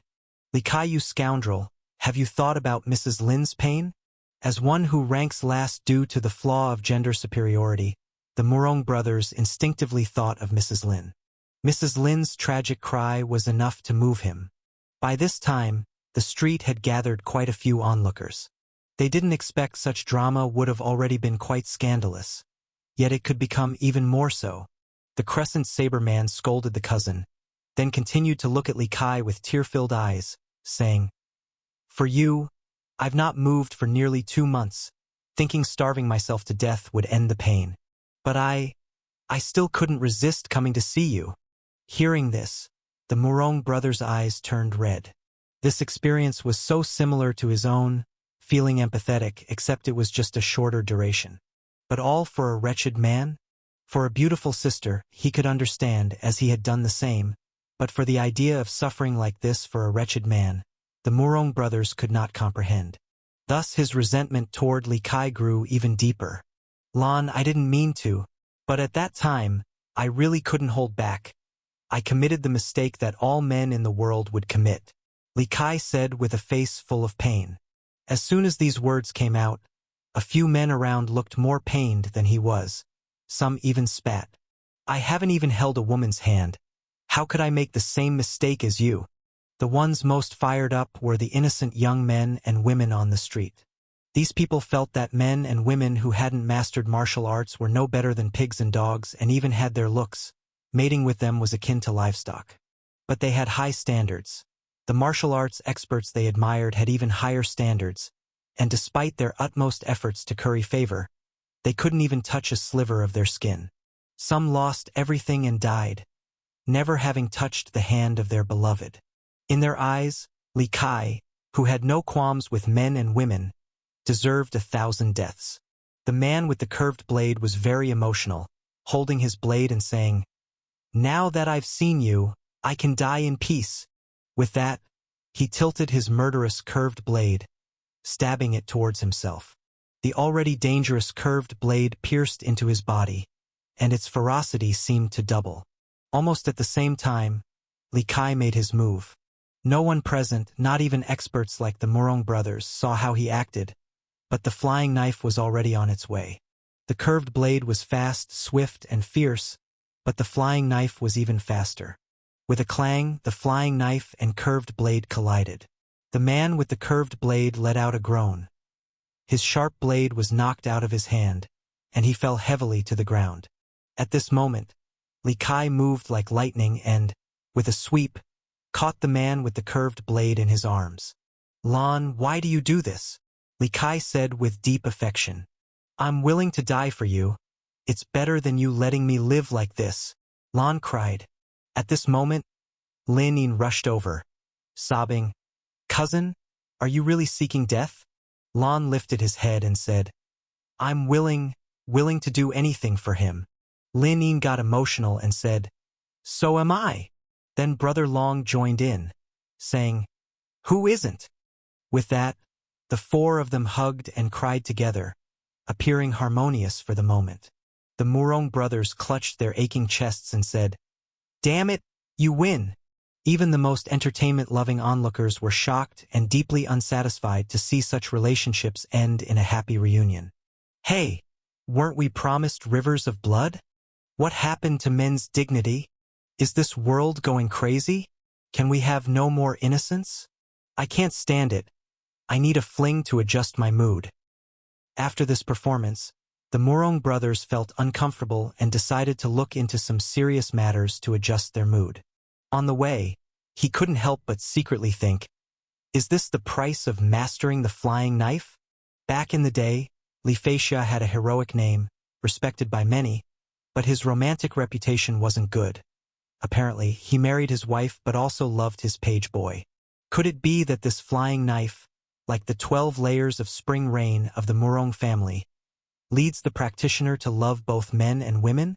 As the Murong brothers walked past that street, Li Kai suddenly looked in their departing direction, a look of solemnity in his eyes. "What are you looking at?" the curved blade guest Lan asked. "I think that person looks familiar," Li Kai explained. Slap, slap, slap, 3 sounds. Li Kai was slapped 3 times by his beloved ones. Brother Long reprimanded, "You think we can't tell you fancy someone else?" I didn't," Li Kai said guiltily. You could only blame the Murong brothers for being too charming. Ever since Duan Yun had beautified him with electrotherapy, he had an undeniable allure for men. After all, once he swayed his hips, he attracted nearly half the city's men, which naturally increased his allure for a scoundrel like Li Kai. This was likely one of the few areas where the Murong brothers surpassed Duan Yun. Back when neighbors exchanged greetings, even though Duan Yun had a better appearance and demeanor than the Murong brothers, Li Kai's attention was still on the Murong brothers. And now, having only seen the back of the Murong brothers as they swayed their hips, he was attracted once more. But after the 3 slaps, he finally calmed down temporarily. The news leaked that the Yushi Sect's base on Red Tower Mountain had been destroyed. This was because a big blaze suddenly erupted at the base. The bodies piled up high like a small mountain, making the fire visible from half the city. The Murong brothers and Fan Gao seized some of the most valuable items, leaving with several sacks full. You could only say that whether it was the Yushi sect or Red Tower Mountain, their long-term opium profits, even the assets Murong and company found were too vast to move in one go. These rich sects naturally have hidden treasuries for money, concealed extremely well, to the point where even someone at the level of second sect master Lin Mu couldn't easily take from them. In the martial world, such treasuries, opened only when combined by a few scattered keys held by different people, were not uncommon. There was no help for it. This was how the martial world worked, famine or flood overtaking people. By dusk, the setting sun was blood-red, and countless Jianghu guests rushed towards the fire. The ones running the fastest looked particularly haggard. These people were all addicts of the Red Tower Mountain and Yushi Sect's opium. Even from afar, they smelled the scent, confirmed by the Murong brothers' orders from Duan Yun, who commanded the burning of the cursed opium too. So swiftly, the entire Qinghe city was permeated with the scent of Red Tower Mountain and Yushi. The heavily injured Red Tower Mountain elder Hong Mingtian lay on a broken bed, taking a deep breath, exclaiming, "Good, good, good." Tears flowed simultaneously. He had been lying in the back courtyard. Duan Yun hadn't seen him upon returning, and Hong Mingtian had no idea. But smelling the opium, he knew that young hero Duan was indeed spiteful, destroying Yushi sect completely. His tears were also because Red Tower Mountain, like the burning opium, had been burnt nearly to ashes. Though the sect leader was still outside, after this ordeal, reviving the Red Tower Mountain's glory seemed impossible. The venerable reputation of a century-old establishment finally fell. However, thinking about how the self-assured Yushi sect also perished, Hong Mingtian couldn't help but find solace in his heart. In this ensnaring smoke, the news of the Yushi sect's second sect master Lin Mu and most of his disciples being slaughtered at Red Tower Mountain quickly reached the remaining 4 major factions. Upon receiving the news, the faces of the 4 factions turned pale as paper. With the previous example of the Grey Eagle Gang, and now even their fellow Yushi sect suffering the same fate. Not even giving the 5 major factions any face? Among them, the most arrogant 8 gods sect leader, Liu Aba, soon arrived at a dungeon. In the dungeon, the bloodthirsty storyteller, filthy all over, seemed barely breathing. Liu Aba pointed at him and said, "Was it him who said old demon Duan came and killed the Valkyrie?" The elder beside nodded. Yes, it was this fellow's deluded speech disturbing people's minds.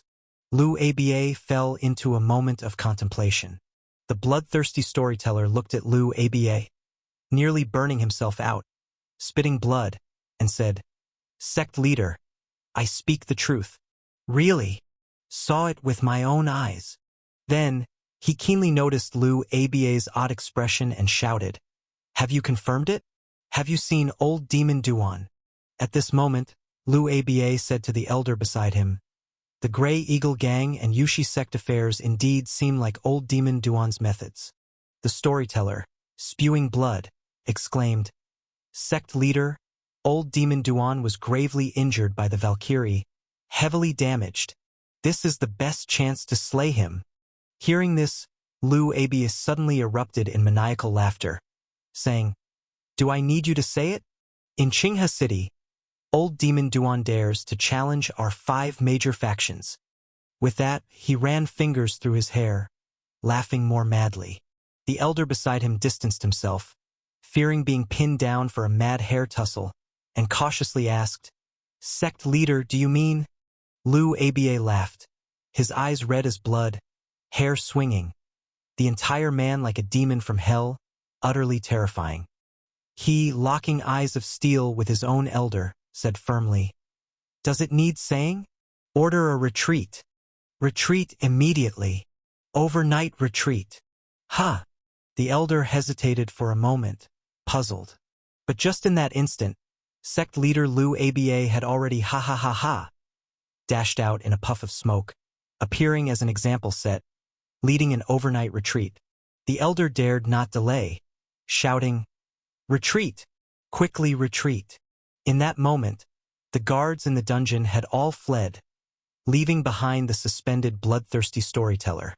Bloodthirsty storyteller looked at the empty dungeon, a face full of pain. "No, old demon is gravely damaged. Gravely damaged. Did you all hear it wrong? Ha!" In the dungeon, only he remained, incensed and bleeding, with no response.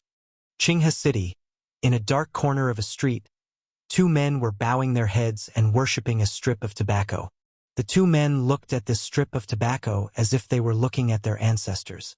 Ever since the Great Fire at the Red Tower mountain base, tobacco in Qinghe City had been in short supply. It was quite strange indeed that the Red Tower mountain base was burned. Even Yushi's tobacco was gone. Few knew the Yushi sect had attacked Red Tower Mountain, not only wiping out its people but also using it as their own tobacco warehouse.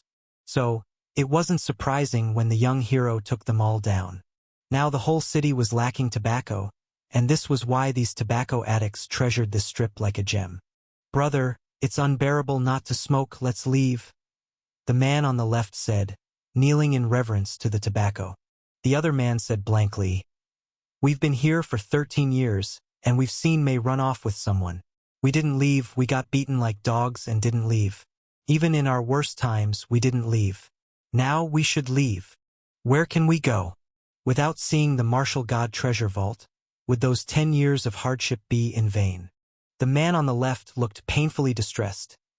"Isn't it said the Valkyrie was violated by old demon Duan and his demonic gang, and even the martial god treasure vault was burned? Impossible. Absolutely impossible. The Valkyrie would never die. The martial god treasure vault is eternal. I don't believe it." The man on the right spoke with stubbornness. The man on the left sighed and said, "But brother, what will we do after finishing this only strip of tobacco?" Upon hearing this, the man on the right was momentarily stunned. Yes, they did not want to leave this place where they chased their dreams of divine skill, but they had to face a very real problem. As tobacco addicts with both Red Tower Mountain and Yushi gone from this place, how could they survive? A few days ago, the city was filled with a maddening tobacco scent. a mix of Red Tower Mountain and Yushi's flavors, a dual pleasure. A group of their fellow smokers indulged to satisfaction. Some frail ones even died happily, with a blissful flying heaven expression on their faces. But after that, the tobacco in Qinghe City was cut off. The joy of smoking was matched with the pain and emptiness that followed. Who could have thought that century-old sects like Red Tower Mountain and Yushi, which had been operating here for so long, could be so mysteriously annihilated? To them, the tobacco lovers, it was a heavy blow. Indeed, the legend of Yushi and Red Tower is no more. What hope remains for the Qinghe tobacco addicts? For a tobacco addict, losing beloved tobacco is like a man losing his core. Even meeting a cherished woman loses all motivation. The man on the left pondered and said, "Brother, then let's go, at least to a place with tobacco." Saying this, the two men's eyes were welling with tears, because they loved this place deeply. They spent the most precious years of their lives here. As people of the martial world, these 10+ years were crucial. If they couldn't progress in these years, it would all be downhill from there. And in these valuable years, they gained nothing, watching their childhood sweethearts get taken, run away, then get entangled with the evil woman of the Joyful Union sect in a fit of melancholy, sinking into gambling, the last being tobacco. It was indulging in brothels while smoking, while gambling. Before coming to Qinghe City, they were quite well known in the hometown, not extraordinarily wealthy, but their savings left them triumphant. After coming here, they lost everything and caught numerous diseases like syphilis, hemorrhoids, lung disease, etc. But they never regretted, because here was full of hope. As long as they stayed here, kept trying to get into the mountains, there was a chance to soar. Even if they indulged in gambling, the Joyful Union sex brothels, and chain-smoked, even if they hadn't been to the mountain for a long time, as long as hope existed, they were not afraid. But now, hope was ultimately shattered. The many bizarre events recently happening in the city had indirectly confirmed the change in Qinghe City. They lost both Yushi and Red Tower Mountain, while the remaining 4 forces in the city silently left one by one. We must know these forces operated here for long. Even if they could not find a treasure, they could continuously prosper and grow stronger. Plus, the forest fires they used to see from afar. One had to wonder if the rumors were true. Old Demon Duan had arrived. Old Demon Duan brought a gang of demons. The brothers thought about this. Their eyes were full of hatred.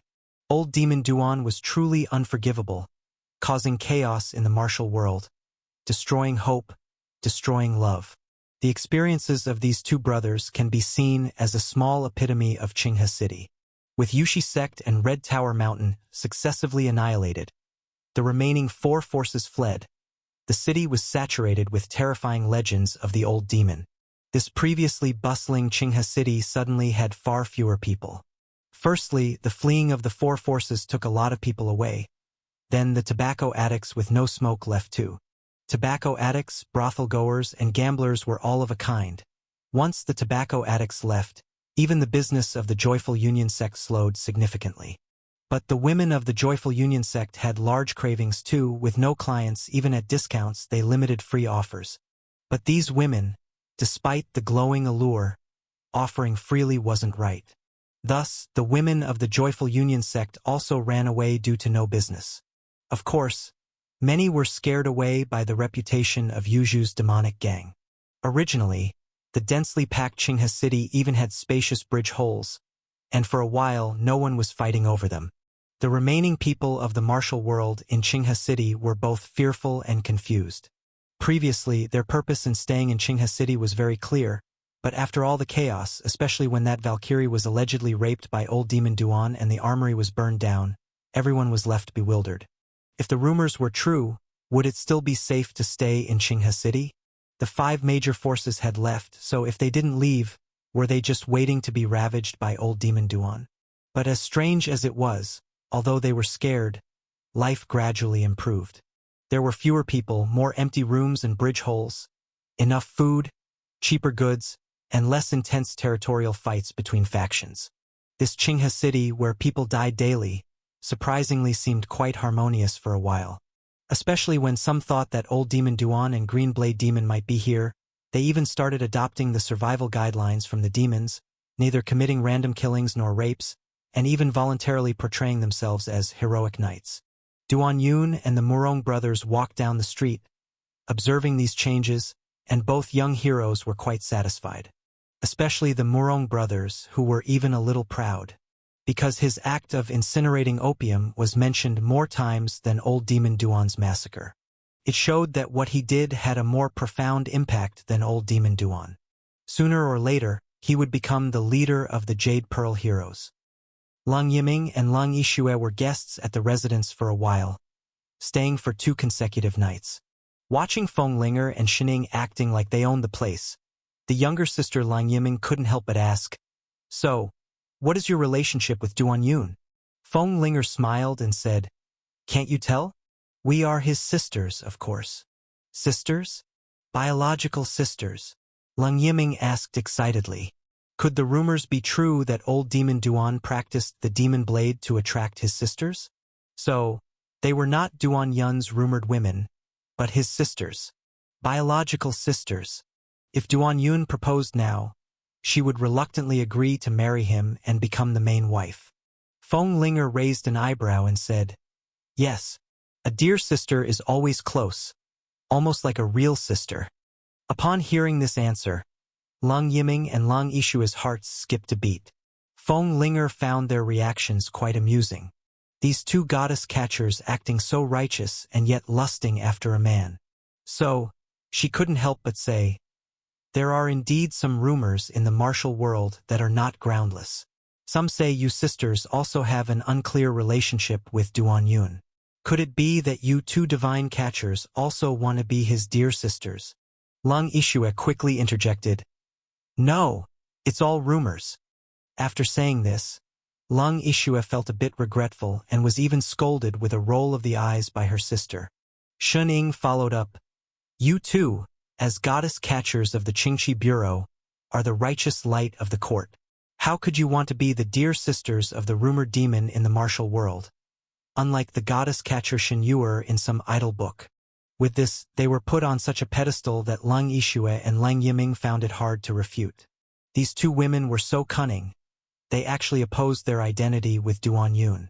But in the martial world, the identities of goddess catcher and demon were inherently opposed.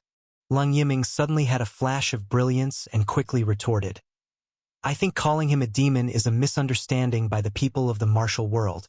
You 2 seem to come from distinguished families yet willingly stay by Duan Yun's side, being misunderstood as witches. Surely you've seen his true nature." "What true nature? He's actually a hero just maligned by others. As goddess catchers, we should not join others in misunderstanding him." Listening to Leng Yiming's answer, Feng Linger and Shun Ying's expressions immediately became more serious. This woman is smarter than they thought. But whether Duan Yun is misunderstood or not, what does it have to do with you 2 flower sisters?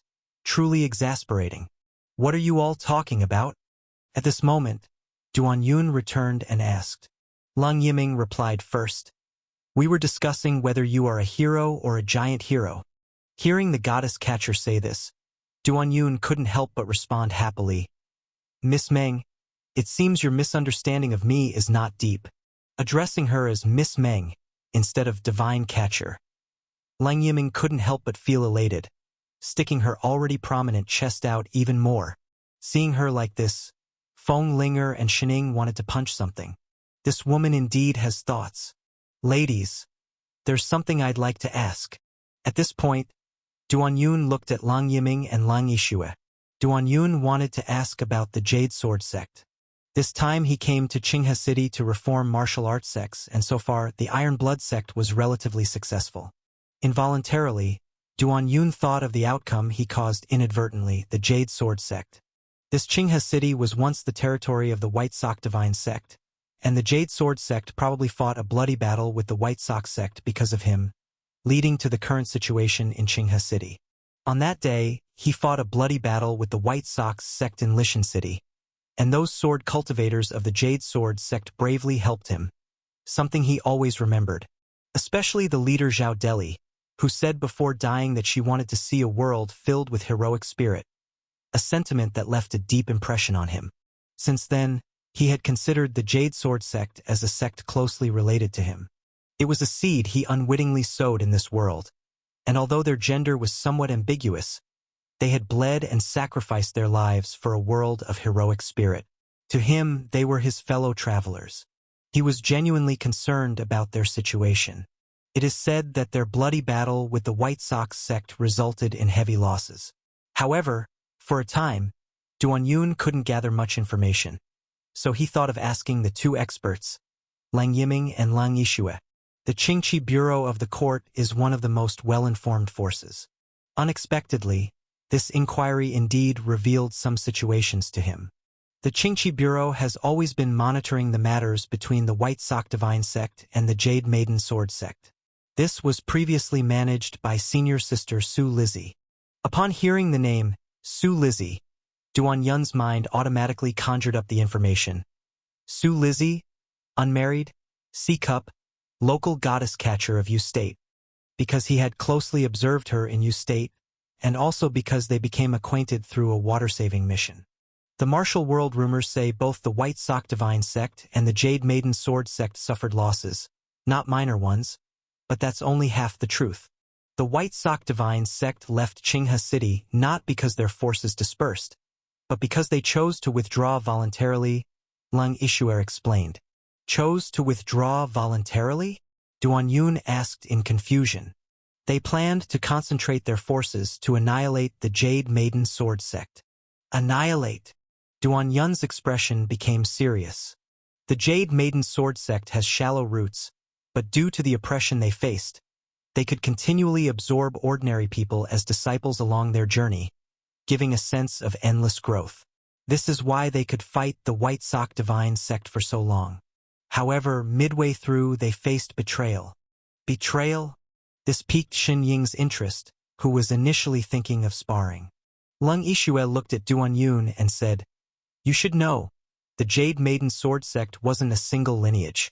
The one fighting the White Sock Divine sect was the lineage that learned from your chivalrous deeds, with unified rules and actions. There's another lineage that has been developing with a creed of making the martial world feel pain, engaging in both heroic and some cruel acts. This betrayal came from the latter lineage. They considered themselves the true Jade Maiden Sword sect and thus allied with the White Sock Divine sect to eliminate the former group.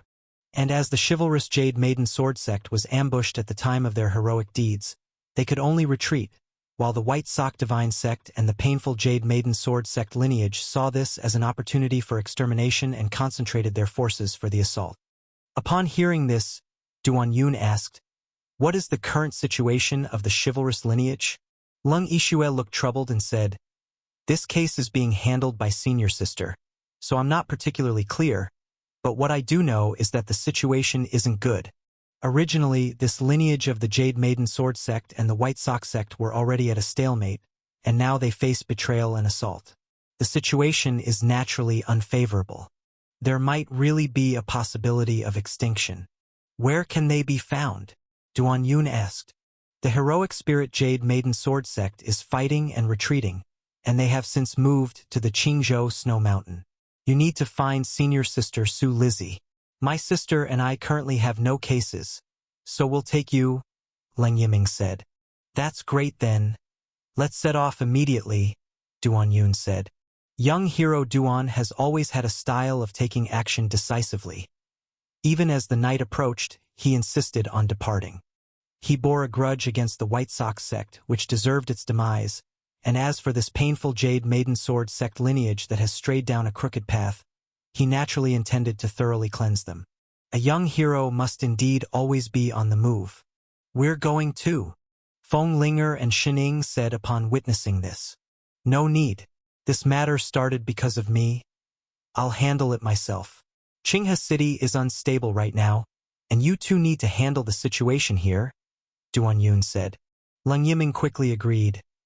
"Right, sisters, rest assured. With my sister and me around, Duan Yun won't have any problems." Saying this, she put on a protective elder sister demeanor and left with Duan Yun. As they left, they displayed an air of triumph, striding boldly away.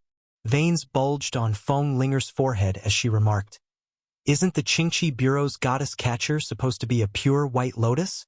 Why does this one feel so off-putting? Shining also furrowed her eyebrows tightly. At this time, the Murong brothers watched Duan Yun and the goddess catcher departing and commented, "Look at those three. They really seem like a family." Shining raised her eyebrows in anger, clenched her fist, and asked, "What did you say?" The Murong brothers excitedly said, "The 12 layers of spring rain have finally shown its effect. They look like siblings, true siblings." Upon hearing this, Fenglinger and Shining relaxed their brows and said, "You're right. Qingzhou, Qinghe City is already in Qingzhou. But this time, Duan Yun and the two sisters are heading further north. Compared to the grassland snow mountain terrain of Liizhou, Qingzhou also has snow mountains. However, these snow mountains do not rise from the grasslands but are amidst the mountains, transitioning from Qingshan to vast snow mountains.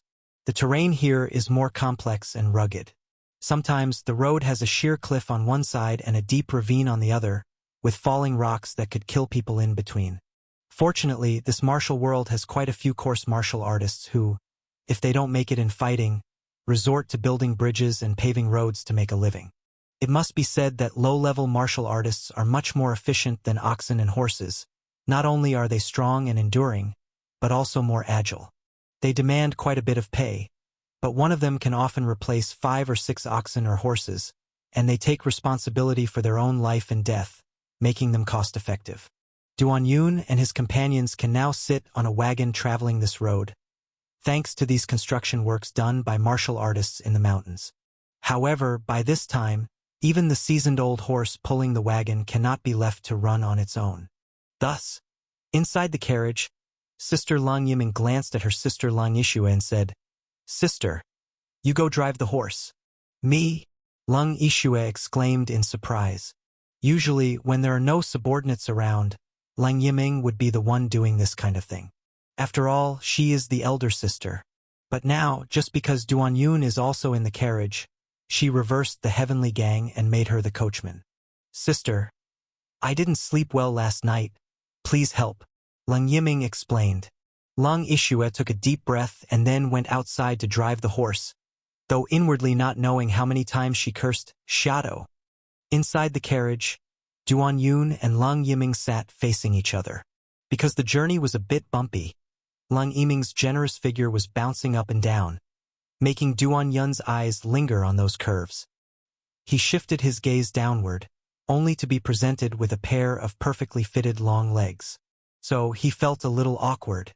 What made it even more awkward was that Leng Yiming actually started to cover her bust and below at that moment. Even thinking about it won't do. Just thinking makes you a pervert, Leng Yiming warned. Duan Yun? "No, really no. Sister is still outside," Leng Yiming continued. "Duan Yun?"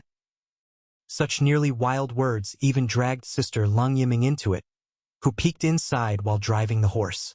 Until she saw the two of them sitting fully dressed, she couldn't help but share the same look with Duan Yun at Leng Yiming, a look towards the shadow girl. At this moment, Duan Yun couldn't help but feel a sense of kinship towards Sister Leng Yishue.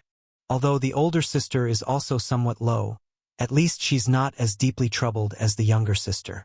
Just one look and your mind goes there. You're even more than Wang Zuxian. Duan Yun could only take out that half of the 7 points to the original energy to study. He had been too busy to practice this half manual till now, and it was just perfect to look through it while riding with the shadow girl. Leng Yiming couldn't help but sneer seeing the tattered state of the manual. "Humph. Still pretending. Not daring to look at me proves there's a place for me in your heart." But she quickly discovered that Duan Yun had entered a mysterious state. This state, in ordinary terms, is called unity of heart and spirit, which she also occasionally enters, usually leading to more insights. But this state is hard to come by. After years of training, she's only achieved it a few times. Yet Duan Yun seems to enter this state anytime, anywhere. Is this the gap between her and old demon? No wonder her predecessors were often captured by demons. This gap is like a chasm. No matter how much they train, they can't match these demons. So-called unity of heart and spirit was just the state Duan Yun was in while reading novels in his past life. It didn't involve any focus but was a result of habit. It must be said, this manual lives up to being a martial god's possession, being harder to understand than novels. Firstly, it's incomplete, then a perfectly fine sentence is interspersed with some Oracle Bone script-like characters. These characters seem very awkward, as if forcibly inserted. Duan Yun had no research in Oracle Bone script, relying only on the idea of pictographs to understand it. He believed that with his extraordinary wisdom, as long as he connected the context and observed from a broader perspective, he could grasp it. He was confident. However, after 2 hours had passed, Lung Yiming's chest had bounced 321 times. Yet he still couldn't understand the manual. Logically, it shouldn't be more difficult than the script on the Thunder God and Mother Sect skin, as those were completely symbols and tadpole script, while this was mostly human language. Chi realm, old tree roots, mind essence flow, mind. These words he understood, could even interpret them in his own way, but the pictographic characters in between were incomprehensible. Those pictographic characters were like a series of chasms, severing the path completely. Duan Yun tried skipping these pictographic characters, but it had no effect. Half was still half, unable to form a whole. Yes, his usual and most effective context completion didn't work. Extraordinary wisdom. Help me break through. Duan Yun felt his wisdom challenged, irresistibly muttering a silent shout. But even after this silent shout, the effect was not obvious. Duan Yun thought of his experiences while understanding the crazy Thunder God and Mother Sect script and thought, could it be that I need to enter a dream? That time, he had only understood the tadpole script after dreaming.